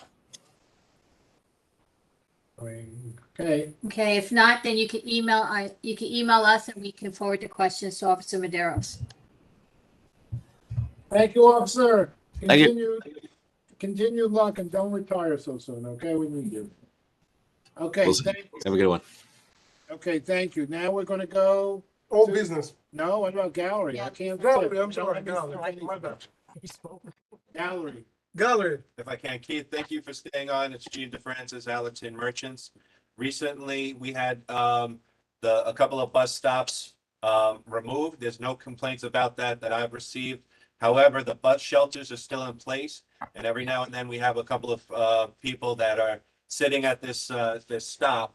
Offline, I can give you the locations if you don't know, but if we can relocate those bus stations to other bus areas that could use a shelter, that would be appreciated. And if we could consider repaving the bus docks that are on the streets, the different asphalt that's there, to totally move on from anyone thinking or getting confused that this is a bus stop any longer. Also, Pelham Parkway, Williamsbridge Road, if we can look at, we have a 3-lane that diverges into a 2-lane, and a lot of times the 2 lanes. Sorry, say that location again. Pelham Parkway at where? It's Williamsbridge Road. It's Williamsbridge Road going north and south at Pelham Parkway, where you have the left turn only lane, and then the middle lane, and then the right lane. The lanes are off tilt. So the one that's in the far right lane tries to go into the left lane, and they crisscross basically. It causes a little congestion and stress. If you can just take a look at that when you go up, I believe it's in both directions. I notice it more going southbound. It's more going towards the square. Basically, when you're driving, you have to shift over to your right in order to stay on the throughway path instead of going straight into the turn only lane. And people don't realize that. And so when people are moving over to the right, the person to their right is still staying straight, and it does cause a little bit of tension. And our president, Larry Moriello, just made a comment going back to the bus shelters. If we can have talks about what we're going to do with the bus shelter location. Are we going to make them loading docks for the stores? Are we going to restore parking? Whatever options we can discuss offline. But it needs to change, because if we can get 4 or 5 parking spots, I think that'll help, and that'll close out some double parking that goes on in that area as well. And then finally, one way. Allison Avenue, Barnes Avenue is one way, Matthews Avenue is one way in opposite directions. Holland Avenue is one way northbound. But Kruger, Holland, and Wallace are not. We've had a couple of unfortunately small animals. Thank God they weren't children, but to a lot, the small animal is like a family member. On Wallace Avenue, they were run over in this corridor, and the family requested a look into having these streets designated as one way, whichever direction, but they just feel safer for their kids. I've had numerous concerns. I keep asking them to get a petition, but they don't have the motivation. Maybe we can look into it as well as an organization, but I just wanted to bring it to your attention that we had a few families discuss Kruger, Wallace, and Holland also being one way. So Mr. Francis, excuse me, that has been brought up. many I times. would have to look it up in, I've done this 25 years, 27 years. I think it's been brought up 4 times, 5 times. At least. And it's been voted down every time. Yeah. Well, hopefully the 5th time is a charm. But And never, look, they actually, Kruger, they actually did between Mace and White Plains Road. They did it 1 block, but they didn't do the other blocks. yeah. So we're open to it if DOT feels it's safe. Just because we have a lot more UPS and Amazon trucks and delivery trucks stopping at these locations, it causes some stress when they try to go around them and a car is coming in the other direction and they're just at a standstill. So, it's a new era from the 4 times we mentioned it before. I just feel like it's a safer choice. Yeah. Those streets aren't very wide. Yeah, they're not wide at all. Cars, it's really hard. Yeah. Thank you. We have Avery Francis. She wanted to ask the other time, but we cut her off because we said it wasn't yet. Yes, yes. Avril, can you hear us? Yes, I'm on mute now. Can you hear me? Yes, go ahead. Okay. Ask the question. I want to ask a question. I live on Kruger Avenue, and it's horrible with someone just discussed it, so I'm not going to go back into it, but I need help with that. I will speak to Jeremy offline so I don't keep the meeting up too long. Who can I write to get some information on how we can get help with all the accidents and school bus coming through and all that. But I want to ask a major question.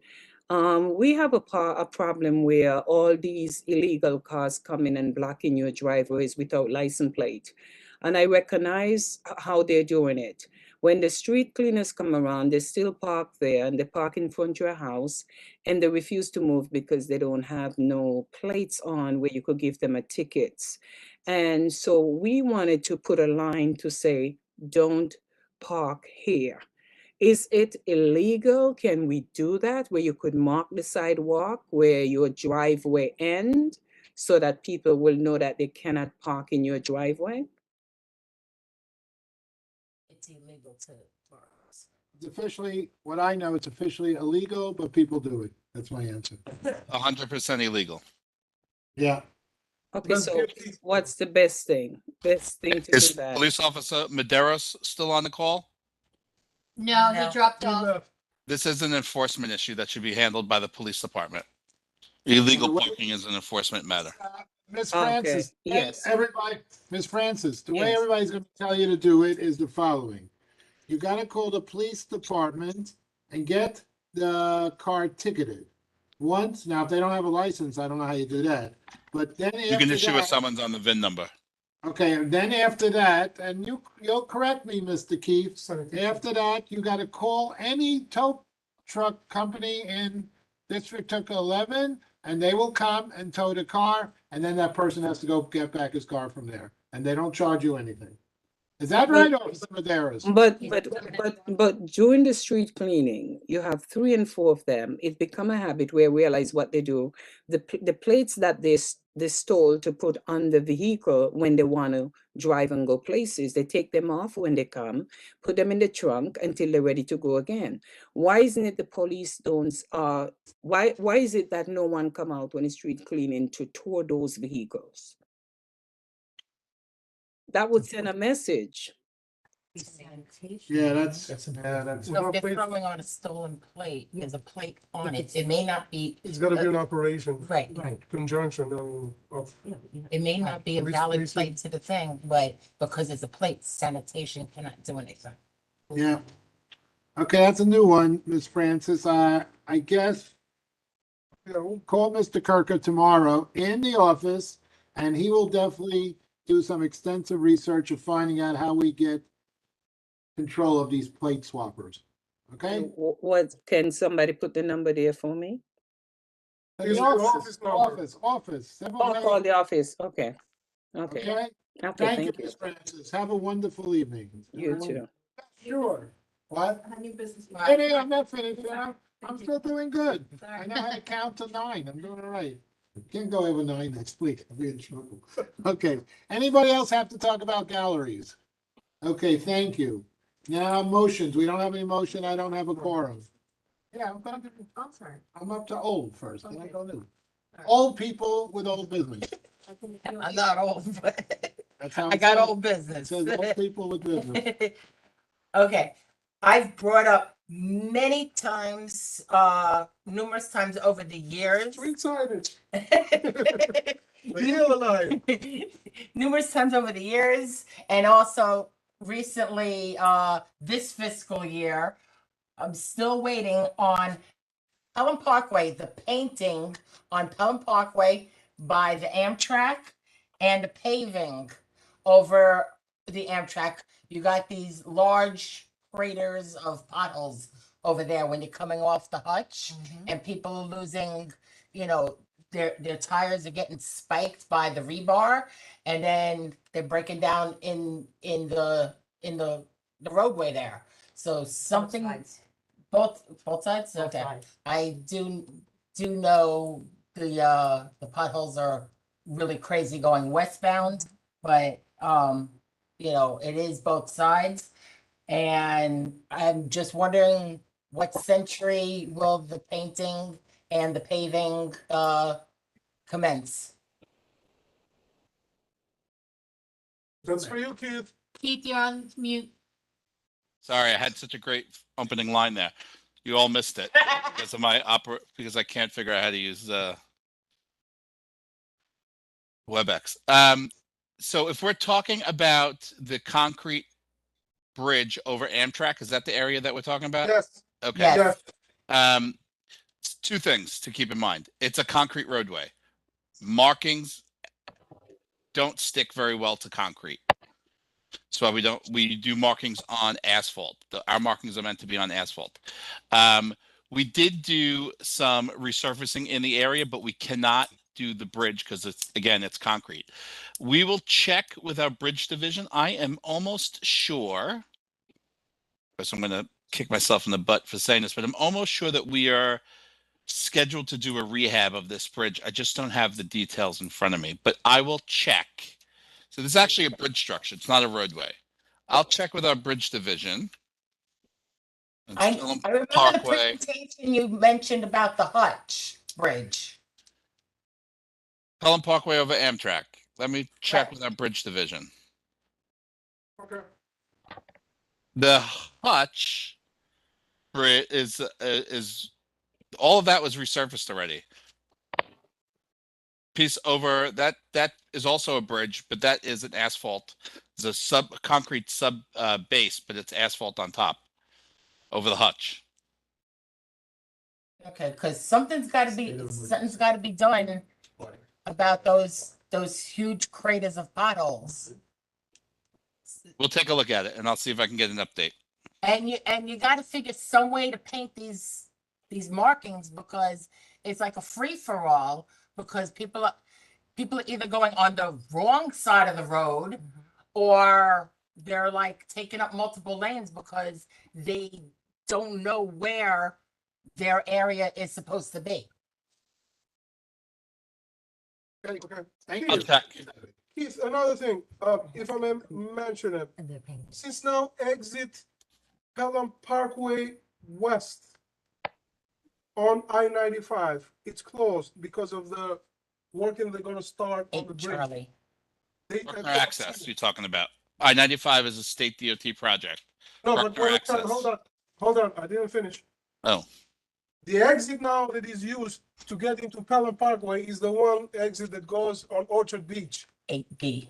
8B. So let's start from the moment you get off the highway until you go to the light to make to Pelham Parkway West. All that area is right in front of the Pelham Bay. Pelham Bay. It's Pelham Pelham Bay, Bay right? Park. Pelham Bay Park. All that area is very bad because now you guys put a light, two lights. One at the state. The state, it's a state project, Chris. Okay. Okay, let me deal with them. I'll deal with them. No problems with the city. Okay, thank you. Okay, now we go to Ms. Delgado. Oh, yeah, great minor issues. What are we, new or old? New, please. We are new. New. Okay, young people and new business. Go ahead. Residents mentioned that the street sign on Barnes and Pelham Park South is missing, so it needs to be replaced, please. On Barnes and Pelham Parkway South, there's no street name sign. It's missing. And second, I think due to the holiday lighting on White Plains Road corridor on Pelham Parkway South, many of the light posts, the bottom plate have been removed where we have wires sticking out. It's a danger to children who could be electrocuted, and also people are illegally using it for charging purposes. So if you could either contact the bid or yourself to close those plates and those street lights lighting on White Plains Road, South Pelham Parkway. Please. Sure. Chris, can you send me those locations for both of those items for Roxanne, please? Thank you so much. Yes, sir. Yes, sir. Just real quick, Keith, going back to my original point, is there a timeline or a commitment to remove the bus shelters, or is this not even on DOT's radar, or is this MTA? Oh, no, the shelters are definitely ours. And the bus stops, the bus pads, which you're referring to as the concrete pad in front of the bus stop. You're saying you want them removed? You said the roadway in front of the. No, it's actually the bus shelter. It's the shelter itself, but it would be helpful if the, even if we could, I don't know if we can restore parking and have the whatever they're called. What location specifically on Allerton? Specifically between Holland and Kruger. That's one Two stop. spots, Holland and Kruger. And there's Holland and Wallace on the eastbound, and then there's also Bronxwood Avenue bus stops that were removed. So we're talking about 3 stops altogether? 4 stops altogether. 3 of them have a bus shelter. The 4th one doesn't. Okay. We can check on the timeline for the removal of the bus shelter. And you have our contact information, right, Keith? If you could just follow up with us and the board. Sure. It still says for the bus, no parking anytime. Yeah, in front of Roma Pizza, it still has a no parking anytime sign. No standing anytime it has. Yeah, no standing. So let them get rid of that too. Please. I just got to get some more parking spots. If you could put one of those bus shelters on Pelham Parkway by TD Bank, that'd be great.